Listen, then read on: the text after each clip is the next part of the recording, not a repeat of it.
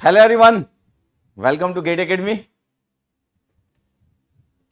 तो आज से हम इंजीनियरिंग मैथमेटिक्स स्टार्ट कर रहे हैं। तो 6 मंथ के बाद मैं टेक्निकल कोई सब्जेक्ट पढ़ा रहा हूँ। 6 मंथ से तो अभी कुछ पढ़ा नहीं रहा था टेक्निकल। आई होप कि आप इंजॉय करोगे इंजीनियरिंग मैथमेटिक्स को। ठीक है, तो एक बार आप बता दीजिएगा ऑडियो वीडियो सब कुछ अच्छा है, सब कुछ सही है। और मैं ये भी जानना चाहूँगा कि आप सेमेस्टर वाले स्टूडेंट्स है या गेट वाले हैं या एएससी वाले हैं। और अगर आप गेट वाले हैं तो ब्रांच क्या है, सेमेस्टर वाले हैं तो ब्रांच क्या है, जरूर बताइएगा। फिर अपन स्टार्ट करते। पेन कॉपी रख लीजिएगा, जब जब मैं बोलूँगा नोट करना, उन्हीं पॉइंट्स को नोट करना है। कुछ हम नॉलेजेबल बात करेंगे, उसको नोट करने की नीड नहीं है। जो आपके कॉपी में होना चाहिए वो मैं डिसाइड करूंगा कि आपके कॉपी में क्या होना चाहिए। आप कॉपी रख लिए होंगे, स्पाइरल बाइंडिंग वाली कॉपी रख लिए होंगे, आप प्रॉपर पेन वगैरह सब कुछ रख लिए होंगे। ठीक है, तो लेट्स सी कि आप कितना एंजॉय करते हो इंजीनियरिंग मैथमेटिक्स को, किस तरीके से लेते हो। तो एक बार आप बता दीजिएगा। ठीक है, तो जैसे मेरे को पता चल जाए कि ठीक है कौन कौन से ब्रांचेस के लोग हैं, ये मेरे को थोड़ा सा आइडिया रहे एक बार। ठीक है, और सेशन को लाइक तो मारते रहिएगा यार, थोड़ा सा मजा आएगा। तो चल, और उनके लिए बड़ा इंपॉर्टेंट होगा जो पहली बार ही स्टडी करने जा रहे हैं। कुछ लोग तो जो मेरे को पहले से जानते हैं तो ठीक है, जो लोग फर्स्ट टाइम स्टडी करने वाले हैं, देखो मैं एकदम प्रॉपर इस क्लास के लिए एकदम प्रॉपर रेडी वेडी हुआ, नया शर्ट निकाला। नॉर्मली किसी पार्टी वगैरह में जाना है तो भी मैं वहाँ पे उतना प्लान नहीं करता हूँ, लेकिन आपकी क्लास के लिए भले चाहिए, ऑनलाइन क्लास है, कोई स्टूडेंट नहीं है, तो भी proper mind setup, good thought process के साथ में क्लास स्टार्ट करना पसंद करता हूँ, क्योंकि यही सब कुछ है, इसी का मजा है, बाकी सब चीज़ तो सेकेंडरी है। तो इंजीनियरिंग मैथमेटिक्स लिखा है जीरो टू हीरो। मैं चाहता हूँ कॉपी में पहले लिख लिया जाए कि engineering mathematics bye Umesh Dhande. मैं चाहता हूँ ये कॉपी पूरी डेडिकेटेड टू मी रहे, engineering mathematics bye Umesh Dhande. और ये बड़ा इंटरेस्टिंग होना चाहिए। मैं एक्सपेक्ट कर रहा हूँ कि हमारा मैथ्स जो होना चाहिए वो सबसे अच्छा होना चाहिए। ठीक है, चलो तो स्टार्ट कर रहे हैं अभी अपन। अब देखो आपके पास पहले में आपके पास देख रहे हो कि आर्यभट्ट जी की फोटो लगी हुई है, और इनको बोला जाता है फादर ऑफ इंडियन मैथमेटिक्स। क्यों बोला जाता है बताओ, फादर ऑफ इंडियन मैथमेटिक्स क्यों बोला जाता है? हम बड़े इंटरेस्टिंग बनाएंगे मैथ्स को। प्रैक्टिस प्रैक्टिस प्रैक्टिस, ये तो पूरी दुनिया बोलती है। ठीक है, मैं जिस तरीके से पढ़ाऊंगा वो मैथ्स थोड़ा तो अलग होगा इस दुनिया से, तो जस्ट देखते जाइएगा। ठीक है, तो मैं बोला कि ये किस लिए आर्यभट्ट जी किस लिए फेमस है, किसी को पता होगा तो बिल्कुल बताइएगा। क्या स्पेशल रहा है इनका इंडियन मैथमेटिक्स में? तो लिख रहे कुछ लोग कि इंट्रोड्यूस जीरो किए करके, इंट्रोड्यूस जीरो किए। ठीक है, जो भी आपका आंसर है कि इंट्रोड्यूस जीरो किए, सही बात। जो पाई आप जानते हो उसका डेसिमल में 4 पॉइंट तक यही वैल्यूज सबसे पहले प्रोवाइड किए थे, और ट्रिग्नोमेट्री के बहुत सारे जो कंसेप्ट है वो ये दिए। तो इनका इंडियन मैथमेटिक्स में तो बहुत ज़्यादा रोल है, और जीरो के बारे में सभी लोग जानते हैं, तो माइंड में रहता है कि जीरो को इंट्रोड्यूस किए। ठीक है, ओके गुड। तो जीरो का नाम जीरो प्रोवाइड किया। अब देखिएगा आपके पास कि जस्ट इसलिए हम स्टार्ट किए कि भाई आर्यभट्ट जी से स्टार्ट करना चाहिए, तो पता होना चाहिए बेसिक। अब देखो आपके पास ये जो कोर्स है, ये कोर्स किस किस के लिए है? जो भी इंजीनियरिंग का स्टूडेंट्स हो, इंजीनियरिंग का जो भी स्टूडेंट्स रहे उनके लिए, जो गेट एस्पिरेंट है उनके लिए, जो भी ईएससी के एस्पिरेंट है उनके लिए। ठीक है, मैं पूरा डिटेल करता हूँ सब कुछ, क्योंकि ये लेक्चर जीरो है। मैं पूरा बताता हूँ कि कैसे कैसे क्या क्या रहने वाला है, सब कुछ, ईच एंड एवरीथिंग। तो सभी स्टूडेंट्स के लिए, इसलिए बोल रहा हूँ कि सेशन को लाइक शेयर कर दीजिएगा, सबको पता रहे कि क्लासेस अपनी चल रही है, सबको पता रहे। ठीक, ओके। ये अब देखो आपके पास सबसे पहले मैं सिलेबस से स्टार्ट करता हूं कि इलेक्ट्रॉनिक्स का जो सिलेबस है, फटाफट आगे बढ़ूंगा। इसको नोट नहीं करना, जब तक मैं नोट डाउन नहीं बोलूंगा। सिर्फ आपकी कॉपी में लिखा है engineering mathematics bye Umesh Dhande, इसके सिवा कुछ नोट नहीं करना जब तक मैं नहीं बोलूंगा। ये सिलेबस इलेक्ट्रॉनिक्स का सिलेबस है, लीनियर अलजेब्रा है, कैलकुलस है। हर सिलेबस लीनियर अलजेब्रा से नॉर्मली स्टार्ट होता है। कोई भी इंजीनियरिंग मैथमेटिक्स का सिलेबस जो गेट का बना है वो लीनियर अलजेब्रा से स्टार्ट होता है, फिर कैलकुलस है, फिर डिफरेंशियल इक्वेशन है, जैसे आपके पास दिख रहा है। ठीक है, उसके बाद आप देखोगे तो वेक्टर एनालिसिस है, कॉम्प्लेक्स वेरिएबल है, प्रोबेबिलिटी एंड स्टैटिक्स। ये इलेक्ट्रॉनिक्स का सिलेबस। इसके अंदर में आपके पास कभी कहीं पे ज्यादा लाइन दिख रही होगी, कहीं पे कम लाइन दिख रही होगी, ठीक है। क्या बताना चाहता हूं, इलेक्ट्रिकल में देखिए आपके पास लीनियर अलजेब्रा लिखा है, कैलकुलस लिखा हुआ, आपके पास डिफरेंशियल इक्वेशन लिखा हुआ है, वेक्टर एनालिसिस लिखा है, कॉम्प्लेक्स वेरिएबल प्रोबेबिलिटी, सॉरी ये इलेक्ट्रिकल का कॉम्प्लेक्स वेरिएबल लिखा, प्रोबेबिलिटी एंड स्टैटिस्टिक्स लिखा। एग्जैक्टली सिलेबस सेम है, सिर्फ डिफरेंस ये है कि इसमें कैलकुलस में ही इंटीग्रल और ये आपके पास वेक्टर कैलकुलस इसमें आ गया, वहां पे वेक्टर कैलकुलस अलग से लिखा था, वेक्टर एनालिसिस लिखा था, बाकी सिलेबस सेम। अब ये भी ना सोचे कि दो लाइन एक लाइन में सिलेबस लिखा हुआ है लीनियर अलजेब्रा का, इसका मतलब ये सिलेबस छोटा और ये सिलेबस बड़ा है। मैथ्स में ऐसा कुछ होता नहीं है, मैथ्स में ऐसा कुछ होता नहीं कि एक एक लाइन वाइज देखते हैं, बस आपको पता रहे, जस्ट इसलिए मैं आपको आइडिया दे रहा हूं कि सिलेबस पता रहे, ठीक है। अब सिलेबस में भी देखो कुछ कुछ चीजें बड़ी इंटरेस्टिंग है। क्या इंटरेस्टिंग है, ये इलेक्ट्रॉनिक्स इलेक्ट्रिकल का सिलेबस बताया, ये इंस्ट्रूमेंटेशन का सिलेबस बताया, वही लीनियर अलजेब्रा, वही कैलकुलस, वही डिफरेंशियल इक्वेशन, फिर वही आपके पास एनालिसिस ऑफ कॉम्प्लेक्स वेरिएबल। इस वाले में भी जो कैलकुलस है इसमें स्टोक्स गॉस और ग्रीन्स थ्योरम है, तो वेक्टर जो कैलकुलस है वो इसमें इन्वॉल्व है, लिख दिया अंदर ही लिख दिया गया है। क्या डिफरेंट चीज है, अगर मैं डिफरेंट चीज की बात करूं तो इसमें ना जो डिफरेंट चीज है आपके पास वो है, अगर आप देखोगे तो डिफरेंट जो चीज है वो न्यूमेरिकल मेथड, ये न्यूमेरिकल जो मेथड है ये आपके पास डिफरेंट है, जो कि इलेक्ट्रॉनिक्स और इलेक्ट्रिकल के सिलेबस में नहीं है, और न्यूमेरिकल मेथड है इंस्ट्रूमेंटेशन के सिलेबस में, और बाकी ब्रांचेस में भी न्यूमेरिकल मेथड है। तो हम ये भी डील करेंगे, न्यूमेरिकल मेथड भी डील करेंगे, ठीक है। ये अब मैकेनिकल का सिलेबस है, वही लीनियर अलजेब्रा, वही कैलकुलस, वही differential equation, complex variable, probability, statistics और न्यूमेरिकल मेथड है। अगेन सेम, इसका मतलब है न्यूमेरिकल मेथड मैकेनिकल वालों को भी, इंस्ट्रूमेंटेशन वालों को भी। सिविल वाले की बात करें तो वही लीनियर अलजेब्रा, वही कैलकुलस, वही ऑर्डिनरी डिफरेंशियल इक्वेशन। सिविल को लिखते समय में वो पार्शियल डिफरेंशियल इक्वेशन भी लिख दिए, ऑर्डिनरी डिफरेंशियल इक्वेशन भी लिख दिया, प्रोबेबिलिटी, स्टैटिस्टिक्स वही न्यूमेरिकल मेथड्स है। ये बड़ा इंटरेस्टिंग है कि न्यूमेरिकल मेथड इलेक्ट्रॉनिक्स इलेक्ट्रिकल के सिलेबस में नहीं है, लेकिन इंस्ट्रूमेंटेशन मैकेनिकल और सिविल के सिलेबस में है, और इसका कोई तुक नहीं बनता है कि न्यूमेरिकल मेथड क्यों इलेक्ट्रॉनिक्स इलेक्ट्रिकल में नहीं होना चाहिए, इसका कोई तुक नहीं बनता है। तो कभी कभी मेरे को लगता है कई बार तो लोग एक बार बन गया सिलेबस तो देखते भी नहीं है, यकीनन नहीं देखते, ठीक है, यकीनन नहीं देखते, ठीक है। तो न्यूमेरिकल मेथड नहीं है, लेकिन फिर भी मैं बता दूं कि कल अगर न्यूमेरिकल मेथड का क्वेश्चन अगर इलेक्ट्रॉनिक्स के सिलेबस में आ गया तो मार्क्स टू ऑल नहीं मिलेगा। आईआईटी वाले बोलते हैं अरे यार इतना तो आपको आना चाहिए करके, यकीनन अगर न्यूमेरिकल मेथड का क्वेश्चन इलेक्ट्रॉनिक्स में आ गया और आप बोले कि सर ये तो हमारे सिलेबस में नहीं था, ये तो मैकेनिकल, सिविल और इंस्ट्रूमेंटेशन के सिलेबस में था, तो भी मार्क्स टू ऑल वो नहीं जाते, इतनी जल्दी मार्क्स टू ऑल पे नहीं जाते हो, ओके। ये आपके पास केमिकल का सिलेबस है, वही लीनियर अलजेब्रा, वही कैलकुलस, वही differential equation, complex variable, probability, statistics और न्यूमेरिकल मेथड, ये देख रहे होंगे आपके पास। ये बड़ा इंटरेस्टिंग है जो इस साल से ऐड हुआ है, ये इंटरेस्टिंग है। क्या आपके पास data science and artificial intelligence, ये डी फॉर डेटा साइंस और ए फॉर आर्टिफिशियल इंटेलिजेंस। अब इसमें देखोगे तो लीनियर अलजेब्रा दिखेगा 6 लाइन, सर अभी तो हम देख रहे थे, अभी तक सर लीनियर अलजेब्रा देख रहे थे 2-2 लाइन में था, अभी सर 6 लाइन में हो गया, तो लीनियर अलजेब्रा इतना बड़ा दिख रहा है। आपको पता है कि जो डेटा साइंस और आर्टिफिशियल इंटेलिजेंस है इसमें मैथ्स ही 40 नंबर है, 36 मिनिमम और maximum 40 number, average 38 number, maths, only maths. आगे बढ़ रहा हूं मैं, इसका मतलब है पेपर 2 कोई भी सिलेक्ट कर सकता है डीए कोड से, पेपर 2 कोई भी सिलेक्ट कर सकता है, क्योंकि ये 40 नंबर और 15 नंबर एप्टीट्यूड, 55 नंबर इसी से हो जाएगा। लेकिन आप में से पूरा मैथ्स पढ़ लोगे, उसके बाद डिसाइड करना कि क्या आप डीए भी ले सकते हो पेपर नंबर 2। और जो डेटा साइंस के स्टूडेंट्स हैं वो लोग तो उनके लिए तो कोई बात ही नहीं है। तो क्या सर आप इसमें जो एक्स्ट्रा बातें वो भी कवर करोगे, जैसे प्रोजेक्शन मैट्रिक्स जो है वो नहीं होता, किसी दूसरे ब्रांचेस में नहीं है, बट आई विल कवर। तो आप इसमें देखेंगे पार्टीशन मैट्रिक्स नहीं है बाकी दूसरे ब्रांचेस में, बट आई विल कवर। तो ये आपके पास जैसे कैलकुलस और ऑप्टिमाइजेशन से टॉपिक वही है आपके पास, प्रोबेबिलिटी एंड स्टैटिस्टिक्स है ये, और इसमें जो प्रोबेबिलिटी वाला पार्ट है वो ज्यादा है आपके पास, जैसे सेंट्रल लिमिट थ्योरम है, कॉन्फिडेंस इंटरवल है, जेड टेस्ट है, टी टेस्ट है, इसमें ज्यादा चीज है जब स्टैटिस्टिक्स की बात होती है। क्योंकि तो इसमें देखो चैप्टर में आपके पास क्या क्या है, इसमें पूरा का पूरा लीनियर अलजेब्रा, कैलकुलस और प्रोबेबिलिटी सिर्फ 3 ही चैप्टर है, लेकिन डिटेलिंग अच्छा है, सिर्फ 3 ही चैप्टर है। इसका मतलब ये सब बड़े बड़े चैप्टर ही होते हैं। तो लीनियर अलजेब्रा का डिटेलिंग है, प्रोबेबिलिटी का डिटेलिंग है, कैलकुलस का डिटेलिंग है, तो बड़ा मजेदार मैं ये भी कवर करने वाला हूं, डेटा साइंस वालों को भी कवर करने वाला हूं। ये कंप्यूटर साइंस का सिलेबस है, इसमें डिस्क्रीट मैथमेटिक्स है, इस वाले पार्ट को मैं कवर नहीं करूंगा क्योंकि डिस्क्रीट मैथमेटिक्स मेरे को आता ही नहीं है, तो मैं डीएम को पार्ट कवर नहीं करूंगा। कभी जिंदगी में मौका मिलेगा तो डीएम को पढ़ाऊंगा, अभी मेरे को नहीं आता डिस्क्रीट मैथमेटिक्स। लीनियर अलजेब्रा से स्टार्ट कर, लीनियर अलजेब्रा इनको है, कैलकुलस इनको है, प्रोबेबिलिटी और स्टैटिस्टिक्स। तो कंप्यूटर साइंस वाले इसके लिए मेरे को फॉलो कर सकते हैं, linear algebra, calculus, probability and statistics इसके लिए फॉलो कर सकते हैं। पीआई में वही लीनियर अलजेब्रा, वही कैलकुलस, वही डिफरेंशियल इक्वेशन।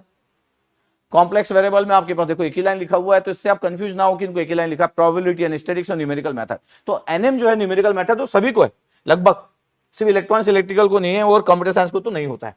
ये एक्सी इंजीनियरिंग साइंस है, इसमें लीनियर अलजेब्रा आपके पास है, कैलकुलस है, कैलकुलस में थोड़ा सा इसमें डिटेलिंग ज्यादा की गई है, जैसे कैलकुलस में डिटेलिंग आपके पास सीक्वेंस ऑफ सीरीज करके भी लिखा गया, जबकि कन्वर्जेंस ऑफ सीरीज तो किसी से भी पूछ लेते हैं, किसी से भी पूछ लेते हैं, इनके में लिखा है स्पेशली, बाकी में लिखते नहीं है ये convergence of series. Vector calculus वही है, कॉम्प्लेक्स वेरिएबल वैसा ही है। ऑर्डिनरी डिफरेंशियल इक्वेशन और पार्शियल डिफरेंशियल इक्वेशन के में अलग अलग लिख दिया गया, कोई प्रॉब्लम नहीं है, अपन जब कवर करेंगे तो सब बातें कर लेंगे। प्रोबेबिलिटी एंड स्टैटिस्टिक्स वही है, और न्यूमेरिकल मेथड अगेन। इतनी ब्रांचेस के बारे में लिखा, कोई ब्रांचेस छूट गई होगी, जैसे मेटलर्जी वाली ब्रांचेस छूट गई होगी, बायोमेडिकल छूट गई होगी, लेकिन उनका सिलेबस भी यही है, इसलिए ब्रांचेस लिखा कि जस्ट आपको ये ना लगे कि यार हमारी ब्रांच की बात होने वाली कि नहीं, हमारी ब्रांच की बात होने वाली है कि नहीं। तो इतनी ब्रांचेस में लगभग सब कुछ कवर हो जाता है कि इतने ब्रांचेस के लोग, ठीक है। टाइमिंग जो है लेक्चर की वो 7 PM, सेशन को लाइक और शेयर करते रहिएगा। तो मैं जस्ट सिलेबस की बात किया, अब देखो आपके पास अगर मैं वेटेज की बात करूं तो डेटा साइंस और आर्टिफिशियल इंटेलिजेंस जो है यार 35 से 40 नंबर की बात है, 35 से 40 बड़ा नंबर है, 35 से 40 आप देख रहे हो।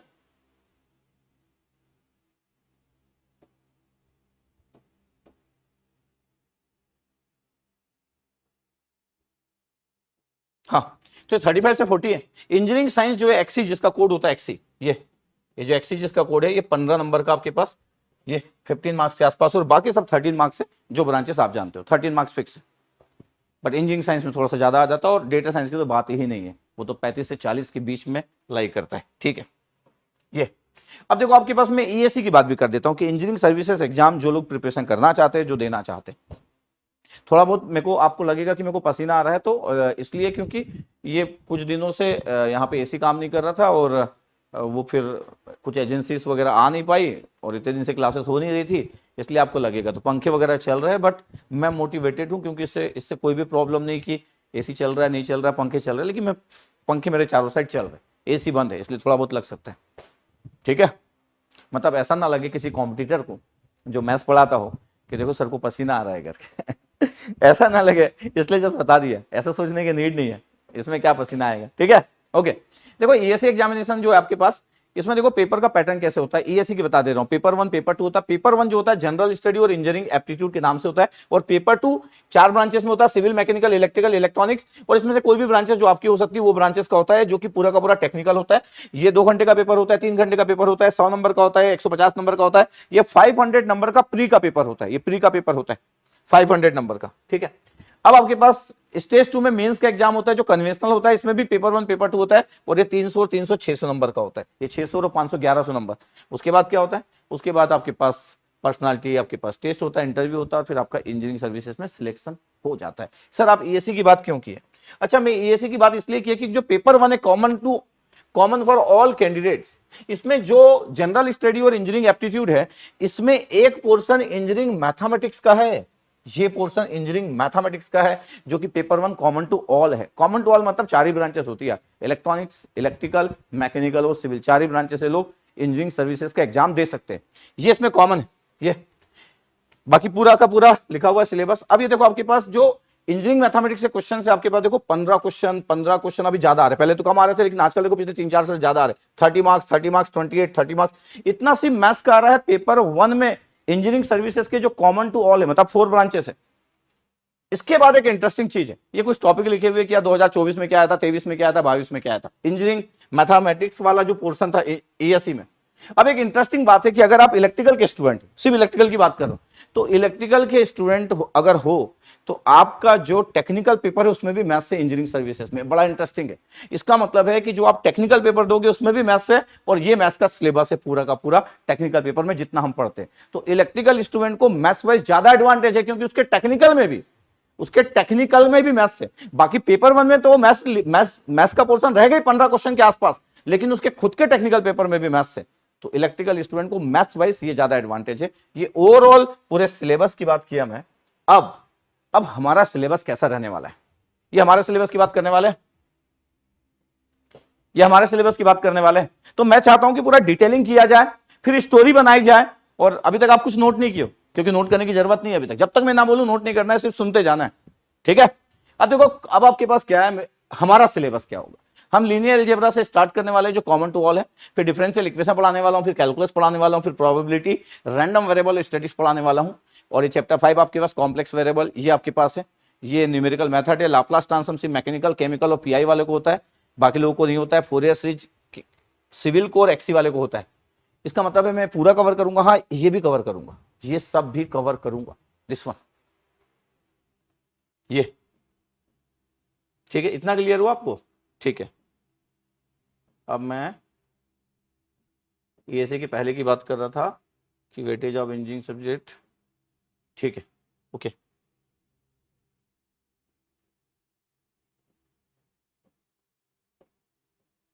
हाँ, अब देखिएगा आपके पास, अब आपको लिखना है कॉपी के पहले पेज में, ठीक है। कॉपी के पहले पेज में लिखना है, क्या लिखना है आपको? आपको लिखना है हम पढ़ने वाले इंजीनियरिंग मैथमेटिक्स, तो ये कॉम्बिनेशन है इंजीनियरिंग और मैथमेटिक्स का। बिना इंजीनियरिंग के भी मैथमेटिक्स पढ़ी जा सकती है, हाँ पढ़ते हैं, बीएससी वाले लोग पढ़ते हैं, एमएससी वाले लोग पढ़ते हैं, जो मैथ्स में पढ़ते हैं। लेकिन मैथमेटिक्स जब इंजीनियरिंग में जब आता है ना, तो ये सब कुछ है और ये मैजिक क्रिएट करता है। मतलब जैसे ही मैथ्स को हम इंजीनियरिंग के साथ ऐड करते हैं, ये मैजिक क्रिएट करता है। तो engineering plus maths is everything. अगर इंजीनियरिंग में से मैथ्स को माइनस कर दिया जाए तो नथिंग, कुछ बचेगा नहीं। ये दोनों चीज नोट करना है आपको।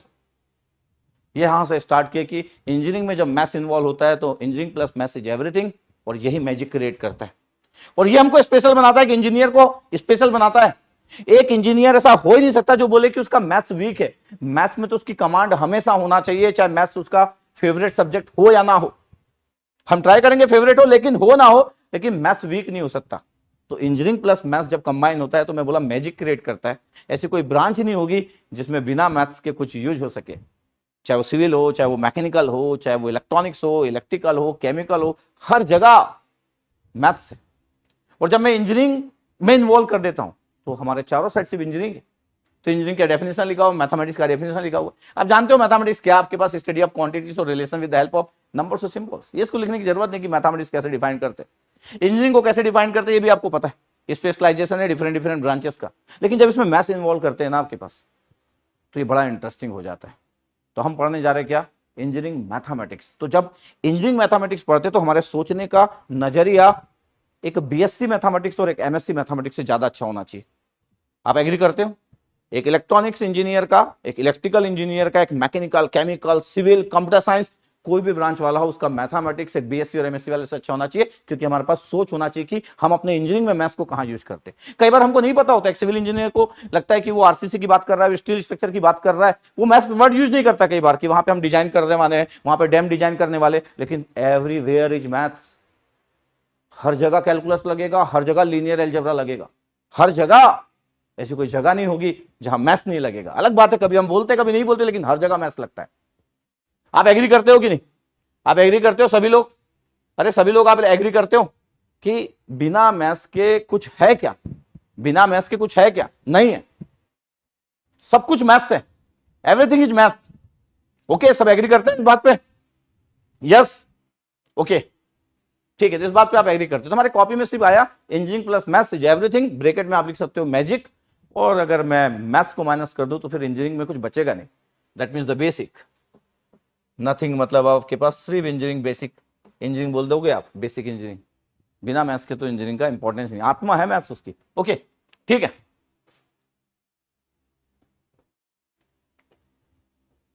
आगे बढ़ते हैं अपन, ठीक। अब इंजीनियर्स किस में रिलाई करता है? मैथमेटिकल कंसेप्ट में, चाहे कैलकुलस हो, अलजेब्रा हो, स्टैटिक्स हो, डिफरेंशियल इक्वेशन हो, हर जगह हम यूज करते हैं। ये डिजाइनिंग मशीन्स में आपके पास इंजीनियर्स आपके पास यूज करते ही, आपके पास अब कैलकुलस यूज करते ही है कि कितना आपके पास एफिशिएंट होगा, अलजेब्रा यूज करते ही है कि साइज और वेट आपके पास रेशियो कितना होगा, किसी भी मशीन के पार्ट्स का मूवमेंट्स को अगर पता करने के लिए ज्योमेट्री यूज करते हो, तो सब आपके पास है। चाहे सिविल हो, मैकेनिकल हो, इंडस्ट्रियल, एरोस्पेस, इलेक्ट्रिकल इंजीनियरिंग, सभी लोग डिजाइन मशीन्स वगैरह में सभी लोग मैथ्स यूज करते हैं। इसको नोट करने की जरूरत नहीं, ये तो आप कभी भी देख सकते हो, यूट्यूब में रहने वाला है। क्रिएटिंग स्ट्रक्चर है, चाहे वो ब्रिजेस की बात हो, चाहे वो डैम्स की बात हो, इंजीनियर्स हर जगह स्ट्रक्चर वगैरह सब जगह यूज कर रहा है। कई बार हम बोल नहीं पाते कि मैथ्स यूज कर रहा है, लेकिन सोचो उसकी जिंदगी में मैथ्स ना हो तो क्या कैलकुलेट कर पाएगा, क्या एनालिसिस कर पाएगा। ओके, ठीक है, आगे बढ़ेंगे, टाइम नहीं लेंगे इसमें। ये डेवलप की मॉडल है कि electronics engineer, chemical engineer, computer science, हर जगह, चाहे इलेक्ट्रॉनिक्स डेटा को आपके पास ऑपरेटिंग सिस्टम के साथ इन्वॉल्व करना हो, केमिकल इंजीनियरिंग की बात करते, सब जगह इंजीनियरिंग मैथ्स है। अब ये टाटा टेक्नोलॉजीज आपके पास लिखा हुआ है, टाटा टेक्नोलॉजीज, क्योंकि हम हमेशा बात करते रहते हैं कि आजकल जॉब नहीं है, इंजीनियर्स लोगों के लिए अपॉर्चुनिटी नहीं। टाटा टेक्नोलॉजी, इसके बारे में आप क्या जानते हो? टाटा टेक्नोलॉजीज आप नाम सुने हो? टाटा टेक्नोलॉजीज का नाम सुने हो आप? हाँ, टाटा टेक्नोलॉजीज का नाम सुने हो आप? टाटा टेक्नोलॉजीज का नाम सुने हो कि नहीं? ठीक है, टाटा टेक्नोलॉजीज का नाम सुने हो? तो मैं एक इंटरेस्टिंग बात बताता हूं। टाटा के तो आप जानते होंगे, टाटा का तो मतलब नैनो से लेके मतलब रेंज रोवर तक सब टाटा ही है। चाहे टाटा पावर हो, चाहे टाटा केमिकल हो, चाहे वो टीसीएस हो, टाटा मतलब टाटा है, नो कंपेरिजन। मैं टाटा टेक्नोलॉजीज की बात कर रहा था। टाटा टेक्नोलॉजीज के बारे में अगर थोड़ा बहुत भी आप आइडिया रखते होंगे, जो थोड़ा बहुत जनरल नॉलेज रखते होंगे, तो अभी उनका आईपीओ लिस्टेड हुआ था। जब उनका आईपीओ लिस्टेड हुआ था तो उसका जो प्राइस बैंड था 450 से 500 रुपए था। लोगों को 500 रुपए में मिला था, लेकिन ऐसे मिलता नहीं, आराम से मिलता नहीं। जो आईपीओ लिस्ट हुआ तो 1250 रुपए में हुआ था, 1200 में हुआ था, जिनको 500 में मिला था। एक मतलब 15 दिन के अंदर ही लकी ड्रॉ से निकलता है, लेकिन 500 से लेके 1200 सीधे 1200 में गया था। अभी सीएमपी जो होगा करेंट मार्केट प्राइस लगभग 1150 के आसपास होगा। अब मैं टाटा टेक्नोलॉजी की बात क्यों कर रहा है? टाटा टेक्नोलॉजी की बात कर रहा हूं कि ये लोग इतने इनोवेशन में वर्क कर रहे हैं, स्पेशली जो इंजीनियरिंग रिसर्च और डेवलपमेंट है, ये एआरडी, ये इसमें वर्क कर रहे हैं, और लगभग पूरे दुनिया से 12,000 से ज्यादा इंजीनियर्स लोगों को लिए डिजाइनिंग स्ट्रक्चर के लिए, इनोवेशन के लिए, थॉट प्रोसेस के लिए। तो जो अच्छे इंजीनियर्स हैं उनकी रिक्वायरमेंट इस दुनिया में रहेगी, चाहे कुछ भी हो जाए। मैं पूरे दुनिया की बात कर रहा हूं, इंडिया की बात नहीं कर रहा हूं। जो अच्छे इंजीनियर्स है, जो इनोवेटिव है, जिनका कैलकुलेशन अच्छा है, लॉजिकल अच्छे है, जो अपने पे काम करते हैं, जो एफर्ट करते हैं, ऐसे इंजीनियर्स लोगों की रिक्वायरमेंट इस पूरे दुनिया को है, यकीन मानिए आप। इसलिए टाटा इलेक्ट्रॉनिक एग्जांपल लिया मैं। ये लगभग 12,000 से ज्यादा आपके पास ग्लोबल आपके पास इंजीनियर्स लोगों को लिए, ये मार्केट कैपिटलाइजेशन और सब कुछ लिखा हुआ है। जस्ट बेसिक नॉलेज के लिए बता दिया हम, जस्ट आइडिया रहना चाहिए आपके पास कि ऐसा भी नहीं है कि हमारे पास चांसेस नहीं है। ठीक है, अब देखो आपके पास, अब देखिएगा, देखिए आप, ये आपके पास लीनियर अलजेब्रा से स्टार्ट कर रहे हैं। तो जो भी सेमेस्टर वाले स्टूडेंट्स होंगे, वो जो लीनियर अलजेब्रा अगर उनके सेमेस्टर में होगा तो मेरे को फॉलो कर सकते हैं। अगर उनके सेमेस्टर में लीनियर अलजेब्रा नहीं है तो वो इस कोर्स को फॉलो ना करें, मतलब लीनियर अलजेब्रा को फॉलो ना करें। अगला चैप्टर जब पढ़ाऊंगा तब फॉलो कर ले। अगर लीनियर अलजेब्रा को फॉलो करना है तो बिल्कुल फॉलो कर सकते हैं। जीरो से स्टार्ट करूंगा मैं, जीरो से स्टार्ट करूंगा मैं, और कुछ कुछ इंटरेस्टिंग बातें देखने को, सुनने को सब मिलेगी आपको, वो देखना रहेगा आपको। और अगर आप आगे सोच के रख रहे हो कि सर मेरे को तो गेट वगैरह देना है, तब तो इससे बेस्ट बात कुछ हो नहीं सकती, तो आपकी चॉइस।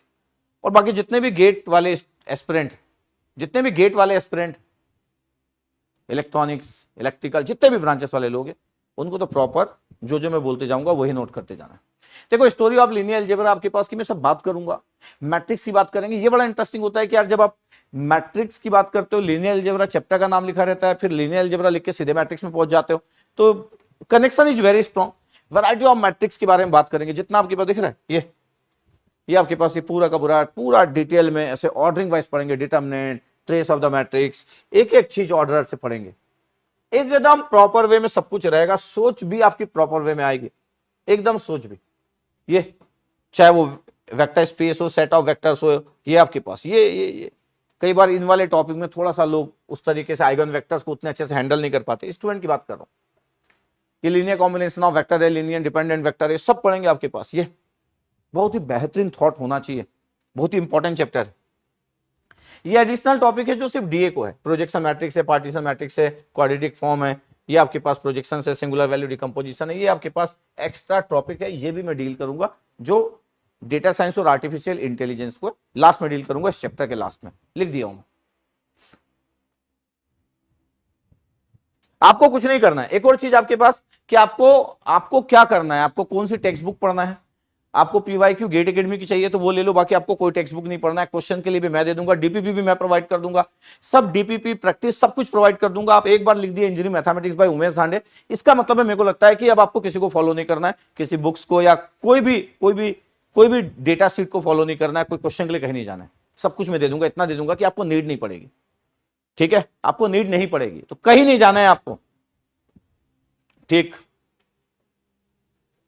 अब देखिए आपके पास लीनियर अलजेब्रा में अगर मैं बात करूं कि यार लीनियर अलजेब्रा में मार्क्स क्या रहे, तो डेटा साइंस को 10 नंबर आया था इस साल, 2024 की बात है, गेट 2024 की बात है, और सभी ब्रांचेस में क्वेश्चन आए थे। ध्यान से देखोगे तो सभी ब्रांचेस में क्वेश्चन आए थे, सभी ब्रांचेस में। तो लीनियर अलजेब्रा एक इंपॉर्टेंट चैप्टर है, इसलिए मैं जस्ट स्टार्ट कर रहा हूं। और सभी लोग का सिलेबस का पहला पार्ट लीनियर अलजेब्रा रहता है और अच्छा चैप्टर है, थॉट प्रोसेस के लिए अच्छा है, तो लीनियर अलजेब्रा से स्टार्ट करना चाहिए। ठीक, ओके। अब मेरे को बताओ कि अब अपनी कॉपी में लिखोगे आप, यहां से स्टार्ट कर रहे हैं तो आप लिखो स्टोरी ऑफ डिटरमिनेंट, ये लिखेंगे, note down, note down, story of determinant. अब मैं डिटरमिनेंट लिखा, आपको लग सकता है कि सर डिटरमिनेंट में पहुंच गया, सुनते तो जाओ आप। डिटरमिनेंट लिखा, एबीसीडी लिखा और मैं लिखा एडी माइनस बीसी, फिर मैं लिखा बीसी माइनस एडी, फिर मैं लिखा एबी माइनस सीडी और मैं लिख रहा है एसी माइनस बीडी। अगर मैं बोलूं कि ये ऑप्शन ए है, फिर मैं बोलूं ये ऑप्शन बी है, मैं बोलूं ऑप्शन सी और ये ऑप्शन डी है, और मैं बोलूं कि कौन सा करेक्ट है, कौन सा करेक्ट है एबीसीडी में से कौन सा करेक्ट। डिटरमिनेंट लिखा 2x2 दिख रहा है आपके पास, डिटरमिनेंट कौन सा सही है, ए सही है, बी सही है, सी सही है, डी सही है, कौन सा सही है। फास्ट रिप्लाई करेंगे आप, फास्ट रिप्लाई। एक इंजीनियर से और इंजीनियरिंग मैथमेटिक्स पढ़ रहे तो आपको पूरे देर तक कनेक्ट रहना है। इंजीनियरिंग मैथमेटिक्स का मजा तभी है जब आप बहुत पूरे तरीके से कनेक्टेड हो। मैं बोल रहा हूं आपको बताना है क्या कि कौन सा सही है। डिटरमिनेंट मेरे को लगता है कि कोई भी 12th क्लास का स्टूडेंट बता ही सकता है, जो भी डिटरमिनेंट पढ़ता है वो भी सिंपल 4 एलिमेंट 2x2 दिख रहा है आपके पास डिटरमिनेंट। मेरे को नहीं लगता किसी को प्रॉब्लम इस बात को लेके। तो सभी लोग आंसर दे रहे हैं कि सर डिटरमिनेंट जो है, देखो एक तो बी लिख दिया, गजब ही हो गया भाई। कोई अगर बी लिख देगा तो इस दुनिया का कैसे रहेगा वो है, इस दुनिया का कैसे रहेगा। पूरा कनेक्टेड रहना है आपको, सेशन को लाइक शेयर मारते जाना है, लाइक लाइक लाइक दबाते जाना है। ठीक है, अपन माहौल क्रिएट कर देंगे। आप चाहते हो ना कि अपन माहौल क्रिएट कर दे पूरा का पूरा इंजीनियरिंग मैथमेटिक्स की, मजेदार होना चाहिए।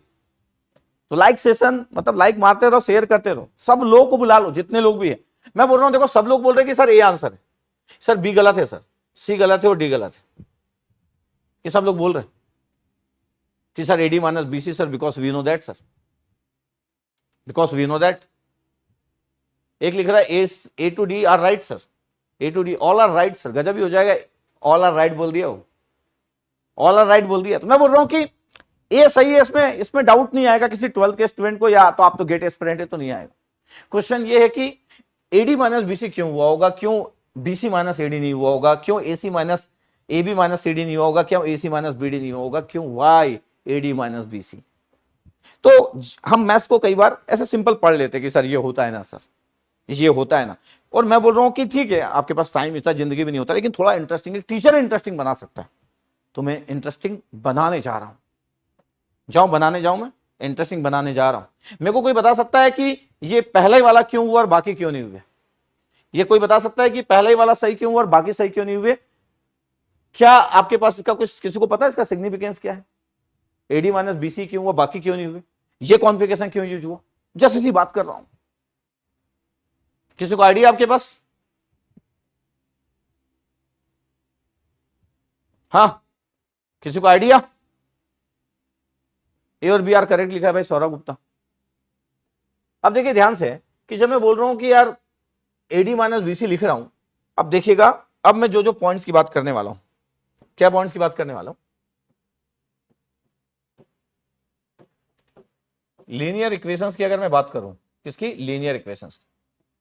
जब हम 9th क्लास में रहते थे तब से लीनियर इक्वेशन के बारे में बात होना चालू होती है, 9th में, 10th में, 11th में, 12th में, 9 से स्टार्ट हो जाता है लीनियर इक्वेशन। वो इक्वेशन जिसका डिग्री जो है, उसके वेरिएबल का जो डिग्री है वो 1 है, जिसके वेरिएबल का डिग्री क्या है 1 इज द लीनियर इक्वेशन। अगर मैं बोल दूं कि sir 2x + 3 equal to 4x, ये, या मैं लिख दूं आपके पास कि x + 2y equal to 10, but अगर मैं बोल दूं कि x² + y इक्वल टू 100, ये लीनियर इक्वेशन है, यस ये लीनियर इक्वेशन, ये लीनियर इक्वेशन है, यस ये लीनियर इक्वेशन है, ये लीनियर इक्वेशन है नहीं, क्यों नहीं है, क्योंकि ये देखो इसकी डिग्री 2। तो लीनियर इक्वेशन वो इक्वेशन होती है जिसका वेरिएबल का जो डिग्री होता है वो 1 होता है, द लीनियर इक्वेशन। क्यों आप सर इक्वेशन में पहुंच गए, सुनते जाओ, अभी अपन यहीं पे आएंगे वापस, तो यहीं पे आना, एडी माइनस बीसी पे आना अपने को, तो यहीं पे आना अपने को, ठीक है, यहीं पे आना है अपने को। आप क्या करते, थोड़ी देर तक आप कमेंट्स मत करो, ठीक है, कमेंट्स को अपन थोड़ी देर के लिए ऑफ रख देते, अपन सिर्फ बात करते, सिर्फ मेरी बात सुनिएगा, ठीक है, फिर कमेंट्स को ऑन रखें, कमेंट्स को ऑफ कर दो थोड़ी देर के लिए, जब मैं बोलूंगा तब ऑन करना, कमेंट्स को अपन ऑफ कर देते, ठीक है। अब मेरी बात सुनिएगा, मैं बोल रहा हूं कि यार देखो ये लीनियर इक्वेशन से और ये 9-10 की बातें और स्टोरी कैसे कनेक्टेड होती है कि ऐसी इक्वेशन जिसके वेरिएबल का डिग्री जो होता है वो 1 होता है। तो ठीक है सर, ये दूसरा, ये तो क्या है sir, the non linear equation is the x square because of the x square, the non linear equation. बिल्कुल सही है। ओके, अब अगर मैं बोलूं, एग्जाम्पल लूं मैं, ये एग्जाम्पल ले रहा हूं मैं, x minus y equal to 10, ये x minus y equal to 10, ठीक है सर, ये एग्जाम्पल है। ये आपके पास एक लीनियर इक्वेशन है और वेरिएबल कितने दिख रहे हैं, 2 वेरिएबल। तो ये आपके पास हो गया लीनियर इक्वेशन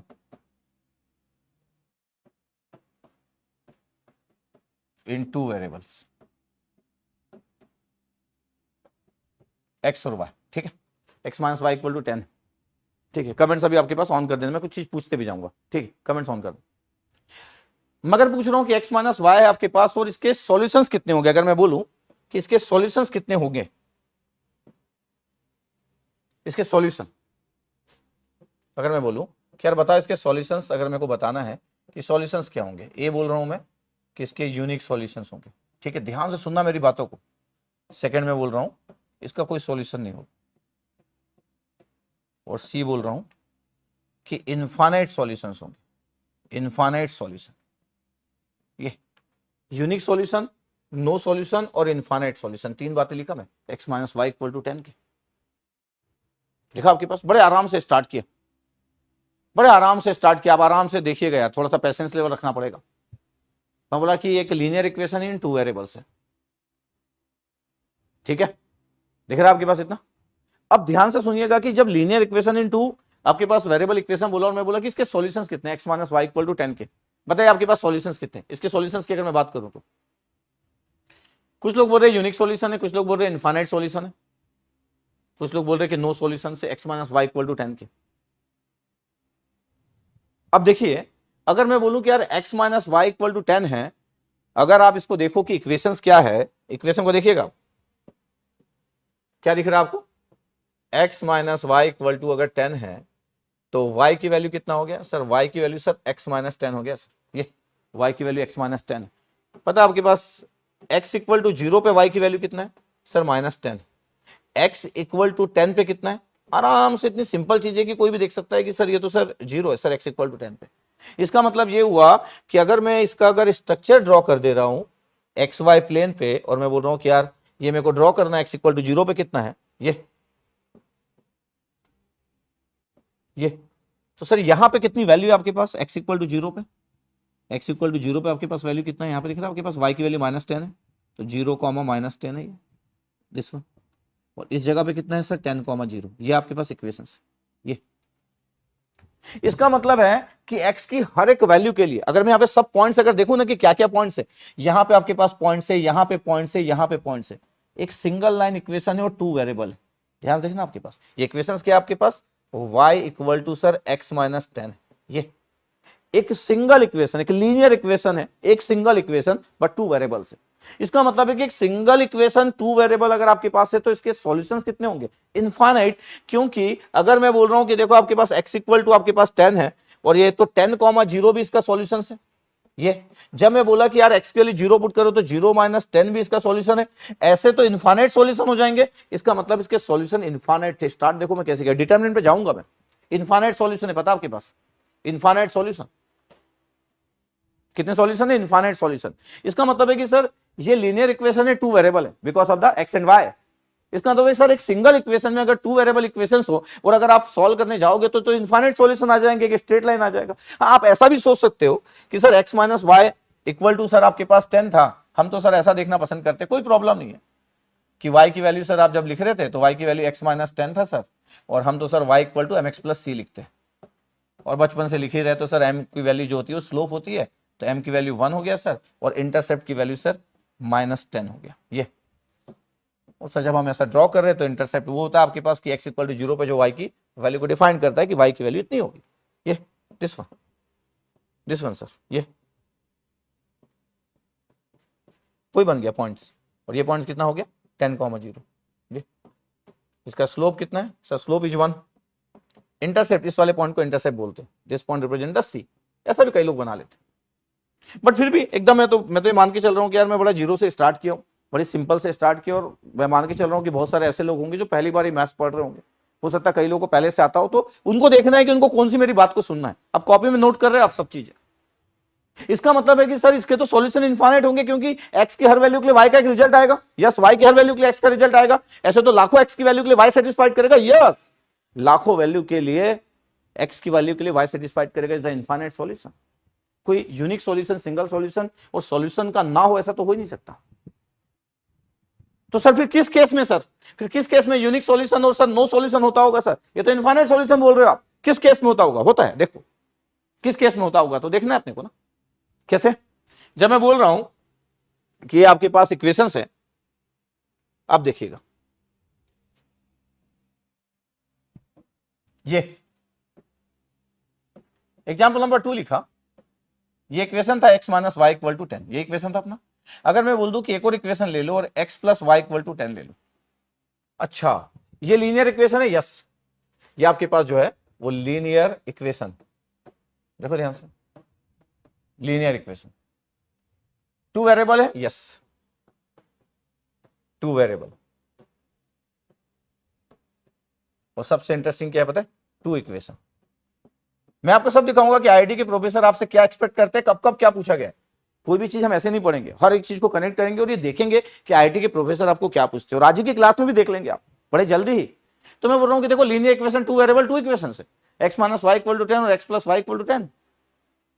अगर मैं यहां पे बात करूं तो सर ये तो एक 10th क्लास में होता था। 10th क्लास में आपके पास जो होता है 10th क्लास में रहता है।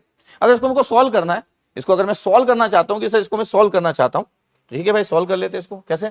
अगर मैं दोनों इक्वेशन को ऐड कर दूं तो कितना हो गया? दोनों इक्वेशन को ऐड कर दिया तो कितना हो गया? 2x इक्वल टू 20 और x इक्वल टू कितना हो गया? 10। ये x इक्वल टू 10, x की वैल्यू 10 कहीं पे भी पुट कर दो, x की वैल्यू 10 पुट कर दिया तो पता y की वैल्यू कितना आ रहा है? इसे y की वैल्यू कितना आ रहा है? 0। ये इसका मतलब है कि x इक्वल टू 10 और y इक्वल टू 0 आ रहा है, और बस यही इसका सॉल्यूशन है। तो ये सिर्फ 10,0 को सेटिस्फाइड करेगा, 10,0 को सेटिस्फाइड करेगा ओनली। पता है आपके पास? और कुछ कुछ बातें भी इंटरेस्टिंग होगी। 10,0 को ऐसी जो एक वैल्यू को सेटिस्फाइड करे, इसी को यूनिक सॉल्यूशन बोलते हैं। मेरे को पता है कि आप यूनिक सॉल्यूशन कहां पढ़े होंगे, आप नो सॉल्यूशन कहां पढ़े होंगे, आप इनफाइनाइट सॉल्यूशन कहां पढ़े होंगे, मेरे को पता है आप कहां पढ़े होंगे। लेकिन मैं आपको थोड़ा सा और पहले ले गया, मैं 10th की स्टोरी पे ले गया, और ये दिखाऊंगा कि गेट में भी पूछा जाता है। यही 10th की स्टोरी, 10th क्लास का है ये आपके पास यूनिक सॉल्यूशन है 10,0 x minus y equal to 10 और x plus y equal to 10। Okay, अब देखिए ध्यान से, अगर आप यहां पे देखोगे कि सर इक्वेशंस आपके पास तो ये था, क्या था? x minus y equal to 10 था। Yes, x minus y equal to 10 से जब आप ड्रॉ कर रहे थे तो ये इक्वेशन था, ये x minus y equal to 10 और x plus y equal to, अगर सर आपके पास 10 हो तो ये x plus y equal to 10 है तो क्या होगा? y इक्वल टू पता है माइनस एक्स प्लस 10। ये इक्वेशन होगा, इसको भी ड्रॉ कर देंगे अपन। ये देखिएगा ध्यान से, x और ये y, कलर चेंज करते जा रहा हूं, नोट भी करते जाना आप। इसको भी थोड़ी देर पहले ड्रॉ किए थे कि x इक्वल टू 0 पे y की वैल्यू कितना था? y की वैल्यू -10 था सर। ये इक्वेशन आ रहा था सर, ये एक पॉइंट था और ये एक पॉइंट था सर। ये पूरा straight line, this straight line is y equal to कितना sir? x minus 10 sir. Okay, यहां देखो ध्यान से, y की value minus x plus 10, x equal to 0 पे कितना आएगा? 10 आएगा सर। ये ऐसा आ रहा है आपके पास, x इक्वल टू 0 पे कितना आ रहा है सर? 10 आ रहा है। x इक्वल टू 0 पे 10 आ रहा है, तो 0,10 हो गया। कोऑर्डिनेट में हम पहले x लिखते हैं फिर y लिखते हैं। यहाँ पे x इक्वल टू अगर मैं 10 पुट कर दूं तो कितना आ जाएगा? y की वैल्यू 0, 10,0 आ गया sir. This one the straight line. ये स्ट्रेट लाइन जो है वो क्या है पता है? y equal to minus x plus 10।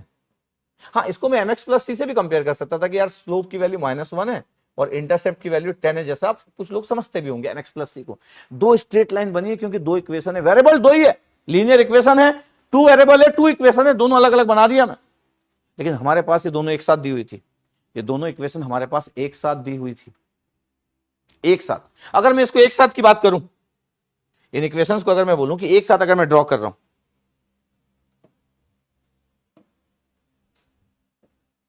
ये एक साथ अगर मैं ड्रॉ कर रहा हूं क्या होगा? एक साथ अगर मैं ड्रॉ कर रहा हूं तो एक इक्वेशन तो ये हो जाएगा, दिस वन, ये। दूसरा इक्वेशन क्या होने वाला है? दूसरा इक्वेशन होने वाला है आपके पास ये, सॉरी,